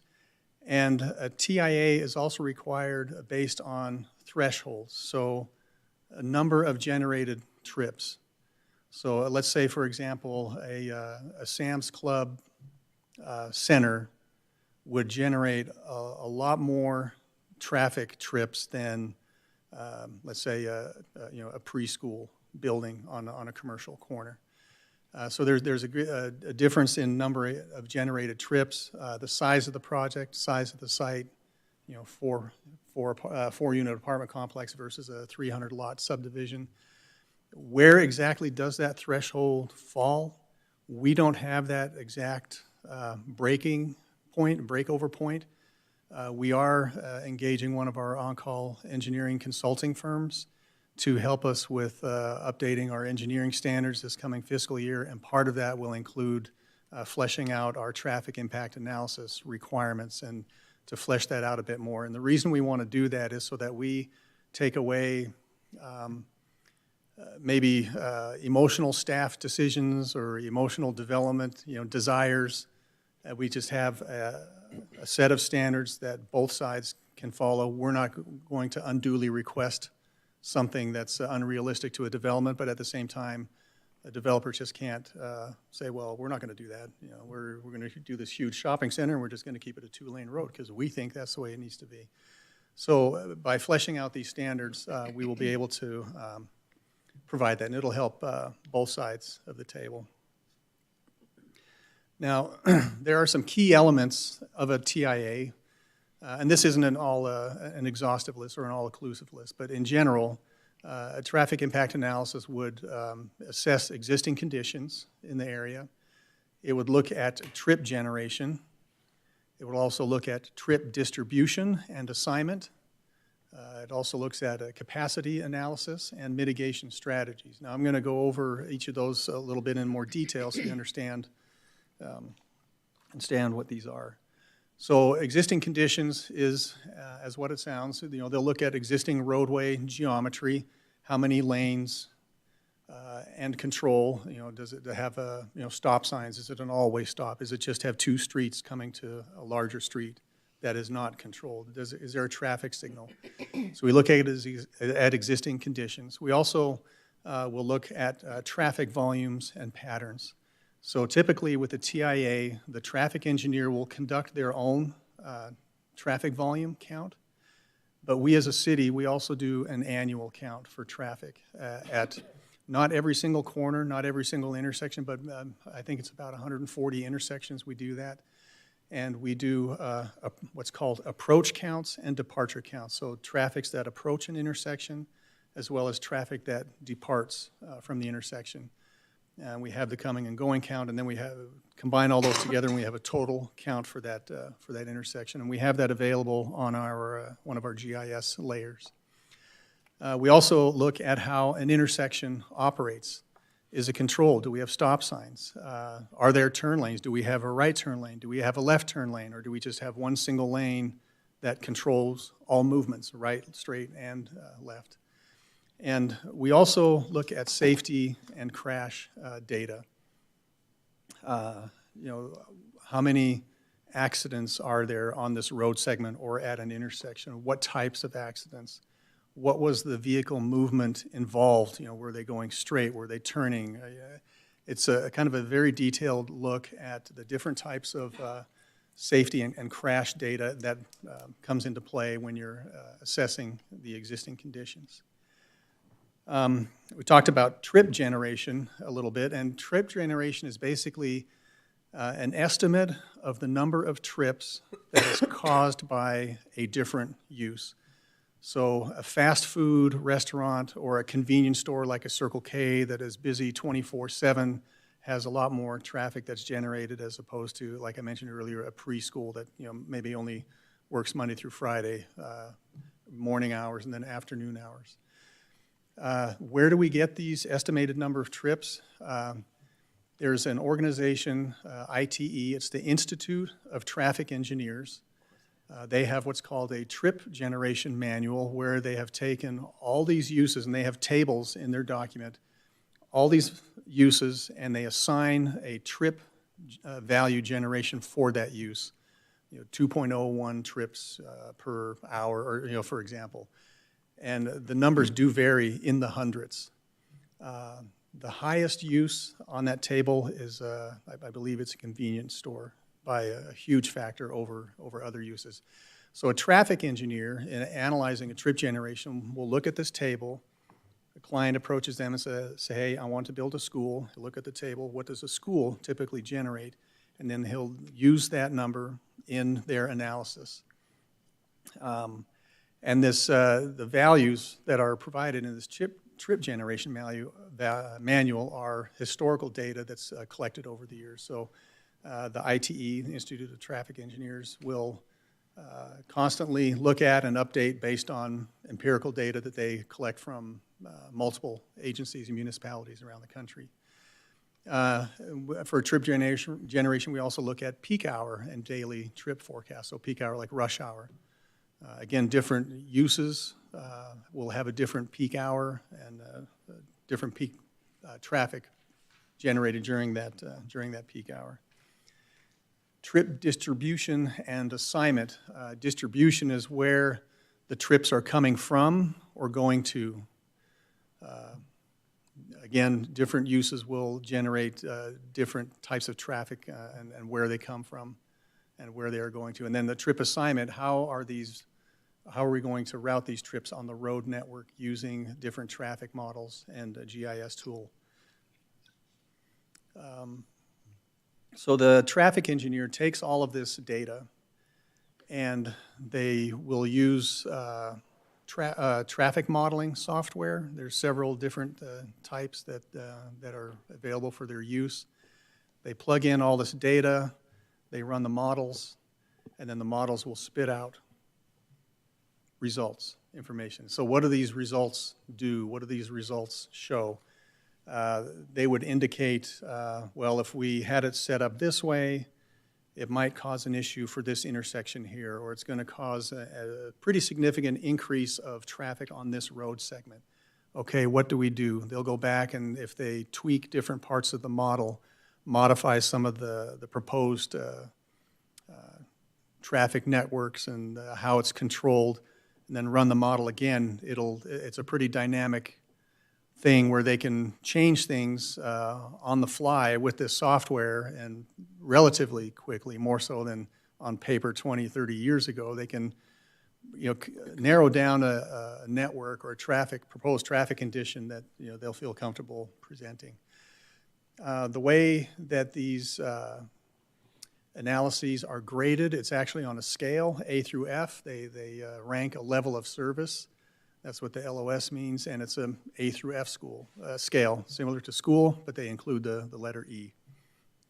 And typically, they try to look for like a service level of D or above. A would be a completely free-flowing, unobstructed traffic system, but to achieve a service level of A, you're talking about, you know, if I have 20 cars, I'm going to have 5 lanes of pavement, everybody's going to have 100 feet of space around them, and that's an unrealistic expectation. We have constraints with right-of-way and land and just the amount of pavement that the city would need to maintain in order to accommodate that high of a service level. And those service levels are shown or listed in the traffic impact analysis. So we can take a look at that results table and quickly see, okay, well, this might be, let's take a look at this intersection a little bit more. You know, what can we do to make it work better for the development and more so for me, you know, for the city. The traffic impact analysis will also help identify mitigation measures. Okay, what do we need to do? We've analyzed it, we've identified some issues, problems. What can we do? The TIA can help with signal timing optimization. If we see that one large intersection with an existing traffic signal, with all this new traffic that's coming to it, it's showing in the model that it's being congested, then they can look at signal timing optimization to help move that traffic in a better condition and raise that level of service. Adding turn lanes to a project. Whenever I review a project, and so you understand, when a project comes in, I just review the off-site improvements, so the public streets. Everything on-site is covered by the development services engineers and planners. I will typically ask for a turn lane. Say, I want you to put in a turn lane, knowing that they'll do a traffic impact analysis that will have a little section that says, well, we've looked at it, and based on our analysis using this data and using this nationally recognized methodology, we've determined that a turn lane is not needed. A good example for that is the Goldview subdivision. When they came through years ago, I said, I'd like to see a turn lane on Old West Highway approaching Star Road and southbound Goldfield Road into your main entrance, which is just north of 28th Avenue. They did their traffic impact analysis. There's a section in there that says, well, we did the study, we analyzed it based on this. The turn lane is not warranted. I said, okay, that's fine. That's an engineer that's sealed the document. It's his reputation and liability and expertise that's on the line, and I'll trust his judgment. And we removed that requirement for the Goldview subdivision, and we haven't had issues with that. Other developments we have asked for turn lanes for, and they said, okay, we'll just go ahead and do it, whether the TIA says it or not. Hampton's East on the northeast corner of Meridian and Southern, they've got a right turn lane going into their development. The TIA also will help us with access management. I think earlier in the evening there was a question as to, there was one access driveway off of State Route 88 onto this new project. I think right now it's like a 200-foot wide driveway. I personally like it when I see they control the access. Yeah, there might be a concern with traffic trying to get out in an emergency situation, but traffic trying to get out in an emergency situation on a 300-foot wide driveway will be absolute chaos, as opposed to coming out at one point on the driveway. You'll have multiple vehicles at multiple spots trying to cross over and go into different directions. So the TIA can help with access management.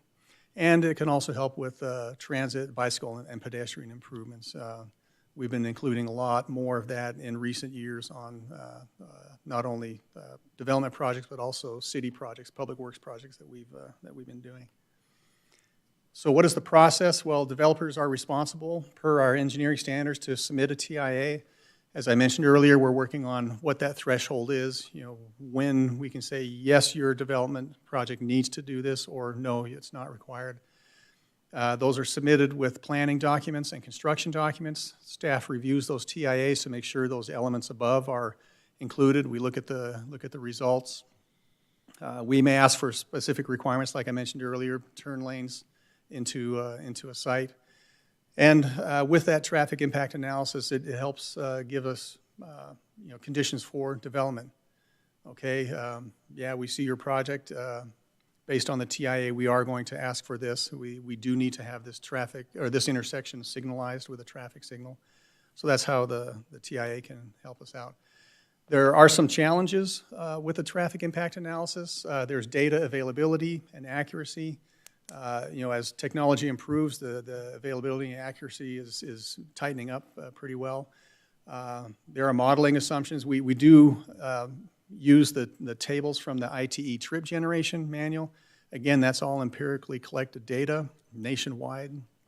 It goes back to a phrase earlier in the evening about a one-size-fits-all.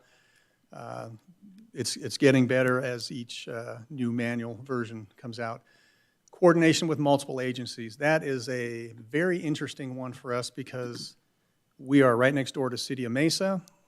We deal with Maricopa County Department of Transportation. We also coordinate with Pinal County Department of Transportation. And we also deal with the State Department of Transportation. Just so that you're aware, ADOT has a requirement for any development within 1/2 mile of their facilities to prepare a TIA. And the way that is controlled is, for example, on this project on SR 88, with that driveway, they're going to have to apply for a permit with ADOT to do some of that landscaping work or some of that driveway work off of their highway. The first thing they're going to do is they're going to say one of two things. One is, oh, hey, we saw your TIA, looks good, you're good to go. Or they're going to say, two, where is your TIA? We're not doing anything until we see your TIA. And that'll helps us in convincing a developer that we really need to have the TIA. So in summary, the TIA helps us. It's essential for planning. It helps us stay on an even keel, meaning, I'm not going to be unrealistic with my request to developers, and developers can't be unrealistic with, their desires to not build anything, for a road network. It promotes safety, efficiency, sustainability. It helps us as decision makers when, making decisions on projects. And in a way, it also helps the public. I understand there was a little bit of excitement or concern with maybe the traffic issues with the Wolf project. Just one real quick thing I want to say. I know in their traffic impact analysis, they did their counts off-season. The traffic engineer had an adjustment, a seasonal adjustment that he put in there. And people were questioning, well, where does he come up with the seasonal adjustment? Months later, our traffic counts validated his seasonal adjustment. So what that tells me is, number one, I'm comfortable with his analysis and his approach. And number two, he's very well experienced with coming up with a variable that he has to come up with on his own. So the traffic engineers in the valley, they do a good job. Like I say, it's a sealed document. It's sealed by a licensed, registered engineer. That is their livelihood. That is their reputation. They're not going to do something that is going to put that livelihood for them at risk. As much as the developer is saying, I remind you that I'm paying you, but they have a professional and ethical responsibility through the State Board of Technical Registration to uphold those standards. And I rely on that, and I do trust their judgment and their abilities. And as I said earlier, it helps us to determine conditions for development if that's what we want to do. So that's in general kind of a high-level look at, it's the way of the future. We might have this outside of City Hall here in a few years. How's that? That's downtown Phoenix. That's actually They're fake. a 120-foot tall stack of a traffic interchange in Wanjiang. It's a Wanjiang interchange in Chongqing, China. That's not an artificial intelligence picture. That's a real deal. Don't take the wrong turn. Yeah, Really? I get stuck on that all day long. I think I've on that road one time. yeah. I just hope I'd rely heavily on my maps app to guide me through there. But that's kind of my survival level knowledge of. I'm not by any means a traffic engineer, but I'm pretty comfortable in reading documents and seeing through documents and making recommendations. And I can tell when a developer's trying to, fleece us, and we'll call them on it. But if you have any questions, comments, or something that you'd like me to research further, or if any future projects as you continue serving on, in this capacity, if there's a project that comes up where you have a specific question on a traffic impact analysis or what it might do to our road system, please let the planning staff know. We're in contact constantly during the work week, so I'd be happy to research that out or come up with some answers, or even come back and provide information. I have a question. Sure. Like on these impact analysis that we get, and like the Wolf one was a perfect example. Yes, it was done off season, but they show the numbers, what they did then. But it never really shows us what the seasonal adjustments are, like what our flow is going to be peak times. And that's one thing everybody always goes to. It's like, well, we're not seeing the real numbers. Well, I know they,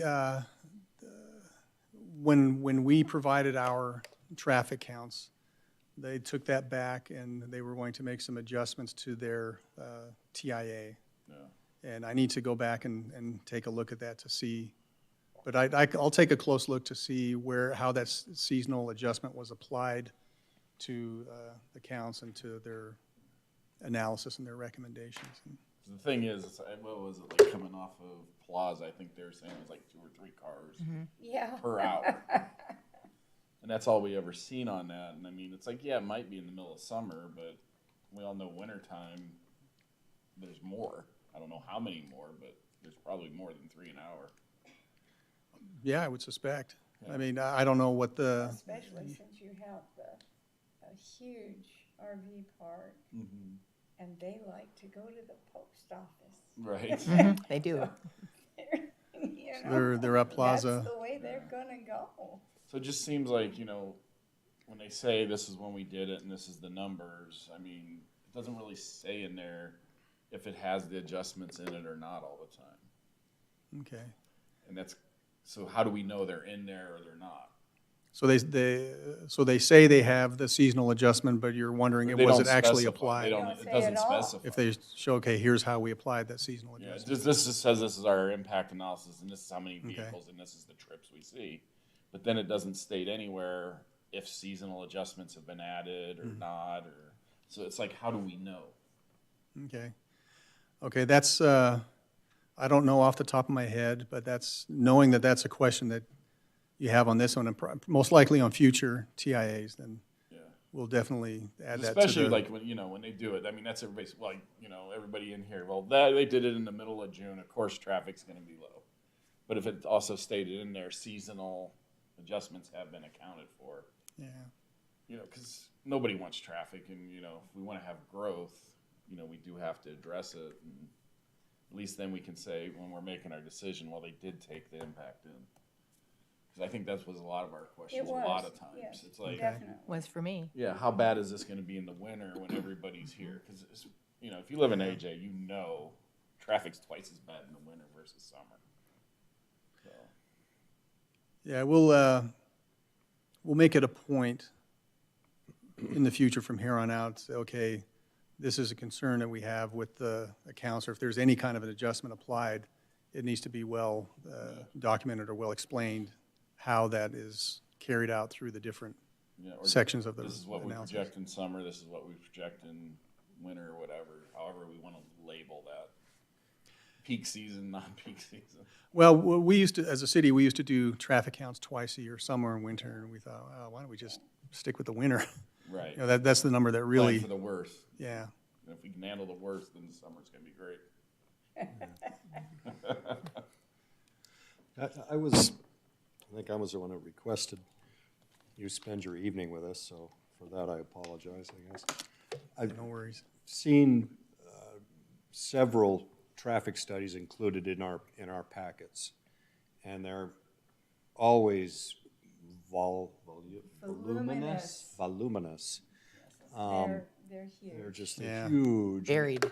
I'm an engineer as well. I try to figure out what they're trying to tell me, and I have a tough time with it. Is there some way you could Streamline or? provide a summary of that instead of, I just feel like I'm being buried in paper, you know? Yeah. Especially that project. Like a summary for dummies. Yeah. Non-traffic engineers. Yeah, no, I understand completely. Yeah, it was probably like, the first 30 or 40 pages, that's the meat of the report, and then you have 400 pages of data. Numbers. Yeah, and like I said, it's all data-driven, and they want to show, here's the data. Right. And a lot of, that data comes from different, national traffic organizations, the ITE being one of them. Could you include your data, your analysis in any of those reports so we know what that data is saying to us? Well, that's what they should be doing in those 30, in the body of the. It's in there somewhere. It's Yeah. just really hard. But It's really hard to find. it'd be nice to have like an executive summary at the beginning. Yeah. And then go into a little bit more of a detail, and then Yes. throw all the data at the Yes, tail end. tell us where the twists and turns are. Yeah. So to speak, you had that standard in there, A through F, standards of TIAs, wherever they are. Or a level of service, A through F. Service. Yeah. And do you rank each one of the roadways here in that particular way? Well, we in Public Works, we haven't hired a traffic engineer to do an overall analysis of our road network. I know traffic modeling is done at the Maricopa Association of Governments level, the MAG level, and they're always asking us, hey, give us your current traffic counts, your traffic volumes, and they'll take that data and put it into their model. And, they would come up with results like that, a level of service for roadways. And then the traffic studies that we do see, what I'm hearing from you is that basically that's the city requesting that or requiring that from the developer. It's none of those that we've seen are the developer going out on his own to try to, I don't want to say grease the skids, but you know what I mean. They know that they got to do it, so they'll do it anyway. Or is that? We have a few developers that do that on their own. Say, hey, here's our traffic impact analysis. Thank you. That's one less thing that that we have to beat them over the head with. And Gotcha. So some of the developers do it, and some of them we may have to remind. Oh, yeah, that's right. Thanks for reminding. Golly gee. Yeah. Right. they're- Another 100,000. Yeah, they just kind of hope if we don't mention it, then then it's not required. But it's written in our standards, which is in our city code. So. Gotcha. I am curious about the Havenly development just to the east of the roundabout on Superstition. They've got a turn lane, basically, going into the right. And none of the other developments around here that I'm aware of have that. How did that come about? Is that from a traffic study? Like I mentioned earlier, I'll typically ask a development to include a turn lane. Okay. Sometimes we'll get some resistance, and they'll demonstrate through their sealed TIA that it's not needed. Okay. So they may not have pushed back and just put it in then? Yeah, some don't. They gave a lot on that project. Hamptons East didn't even blink an eye. Oh, yeah, sure, we'll put it in. Mm-hmm. Okay. So, thanks. I wish more developers were engineer-friendly, I guess. So do we. Wish engineers could write in English. Okay. Wow. I am an immigrant. I am a naturalized citizen, but English is my first language. So we managed to get lawyers and engineers tonight. A lot of professions, though. Doctors. Kind of a philosophical question, because that's been my specialty anyways. Do you think that roadways drive development, or development drives roadways? Which came first, the chicken or the egg? Yes. Yeah. I'm going to go way back in time, 1986. I was a young punk, and I was carpet cleaning, and I was driving all over the valley. And I remember Chandler and Gilbert, they had road networks built out, and I remember thinking, who's idea was this, to put all these roads in. But I guess now, with the benefit of hindsight, you could say that, yeah, eventually in time that building a road network drives development. But at the same time, you have cities that can afford to build roads, and you have cities that cannot afford to build roads. And we're one of those that we can't just go out and decide to build these big roads. I'd love to, but we can't. We rely heavily on MAG funding for any kind of large road projects that we do. So we'd like to put off road development on the developer. They're the ones that are causing the impact or the increase of traffic to our city. So yeah, I would love to have developers do that. Utilities love to have them extend it's legalized blackmail is what it is. We just have them build our infrastructure, but they're causing an impact to our road system, and that impact has a cost, a maintenance cost to it. Are you familiar with the Utah standard on roads? That's pretty much in your wheelhouse. It should be. Well, I'm familiar with Utah, not so much their standards, but they're constantly under construction. It drives me nuts. But constantly under construction. They laid out their cities so that I guess the standard was that you had to be able to turn a wagon with so many horses in front of it in the road. And that's how wide the roads had to be, and thus that created a wide. If you ever went to Salt Lake City, you'll see the widest roads through the city, and that they have all the development that goes with it. And they were one of the first to come up with the grid, kind of a rectangular road grid system. Yeah, north-south. Yeah, it may have worked for a wagon and a team of horses, but with a semi-truck pulling a large trailer, you're coming close. I've driven a semi through Salt Lake City, and I could turn it around on this road. What's the general threshold for a light going on, traffic control lights? Everybody always wants a light. Oh, yeah. Well, let me give you an example of a current intersection that we're looking at. Delaware and Southern. Mm-hmm. For many years, if you're driving southbound on Delaware, it seems like within the last 6 or 7 years, if you're at that stop sign, you have a string of traffic going east and west, and you're there for several minutes. The traffic is steadily increasing. So as the volume increases, Public Works, we administratively decided we need to change that. So we instituted that all-way stop condition a year or two back, and that's to help train the drivers, if you will, to get used to a stopping condition, because this next fiscal year, we are going to be designing for a traffic signal. And with the potential of the landowner to the west and south there, they are committed to participate to the cost of construction for that traffic signal. So we may be looking at, if we can find a way to fund it, our part of it, that we would look at construction in fiscal '27 for that traffic signal. And it's needed. The traffic is just getting heavier. So it's usually volume driven. It could also be accident driven. If there are a lot of accidents, crash data, okay, we need to control this intersection, control the movements through there to help minimize those accidents. For volume, generally, how much volume would you need to warrant a traffic signal? Well, there are 8 warrants for a traffic signal, and volume is one of them. It would depend on the road geometry, number of lanes, turning movements, things like that. So it's hard to say, well, here's the threshold or the crossover where you're into. So let's take Plaza and Superstition real quick. Mm-hmm.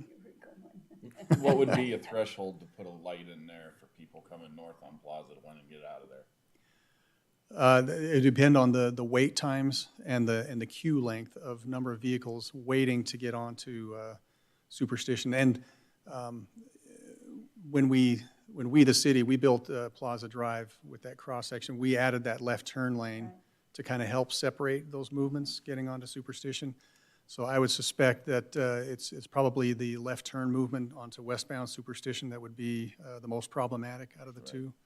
The right turn you can get on fairly easily, and that's to get to the post office, so that helps out. But yeah, if the queues start getting too long and the times start getting way too long, then Would be considered too long, generally. I mean, a rule of thumb. Oh, this Say, is look, just there's a 10 cars there, now we gotta put a light in, you know, I mean, nobody's gonna say that, but I mean, generally, if we have conditions repeating over and over. yeah, 30 to 90 seconds, maybe 2 minutes. I would get upset if I had to wait for more than 2 minutes at any intersection. That's just me personally. Right. What? I take it you don't try to turn at that particular intersection. I drive through there once in a while. I do try to get out and drive the city to, you know, I've got a number of projects that, you know, to look at, and just to kind of get my finger on the pulse of the city a little I bit. guess so basically what we're saying here is that if a TIA has been done on this project, that, I mean, sure, we can question that and all that, but a traffic professional has done their job, et cetera. So we're probably spinning our wheels by saying, hey, this won't work. We're not the professionals doing it, so it's a good lesson. It's a good lesson. I know I'm not, I can't understand half the stuff in there. I can't either, but They tell me anyway. it's fine, I generally, it's Yeah, gonna be fine. Well, if I don't stubbornly. we, He knows that. the commissioners, we, Public Works, the engineering division, we are in our 4th round of trying to hire additional engineering staff. We are advertising for a traffic engineer in the engineering division for Public Works. And they, among their many roles that they would do, they would also look at traffic engineering, detailed analysis of any TIAs that are submitted. So hopefully somebody that knows a lot more about TIAs than I do. I've got a real general level knowledge, but we'd love to get somebody here to help us out with those TIA reviews, traffic signal timings, and just traffic networks in general. With all the development going on in Superstition Vistas and all those new roads and signals and things going on down there, we need to grow up in a hurry, and we need that staff. But it's difficult to get staff here. Like I said, we're on our 4th round. We've been trying for almost a year. So. And lastly, most important, where can I get the secret button to make all the lights green? From the fire department. You need a secret handshake. Just it's a flash sequence. You didn't hear that from me. I just want the button. But again, I'm available for, you know, if there are any questions or something you'd like us to research, just let us know. Thank you. Yeah, thank you. Thank you very much. All right. Let's see. There's no new business. Sir. Commission, do we have any news information to report? No, I don't. Rudy, you have anything to report? Not this evening, Mr. Chairman. Think we reported enough. Do we have a motion to select the next meeting date? Mr. Chair, Commissioner Barker. I move that the Planning and Zoning Commission hold a regular meeting on July 8th, 2025 at 7 p.m. in the City Council chambers located at 300 East Superstition Boulevard. And in the event there are no items to be brought forward to the Commission, these meetings may be canceled, notification of cancellation properly posted, and the Commission notified by staff. Do I have a second? Second. Rudy, I have a motion and a second. Can I get a roll call, please? Commissioner Starr. Yes. Commissioner Mikeland. Yes. Chairman Hanchey. Yes. Vice Chair Barker. Yes. Commissioner Gage. Yes. So moved, Mr. Chairman. Thank you, Rudy. I now adjourn the meeting at 9:10 p.m. Boy.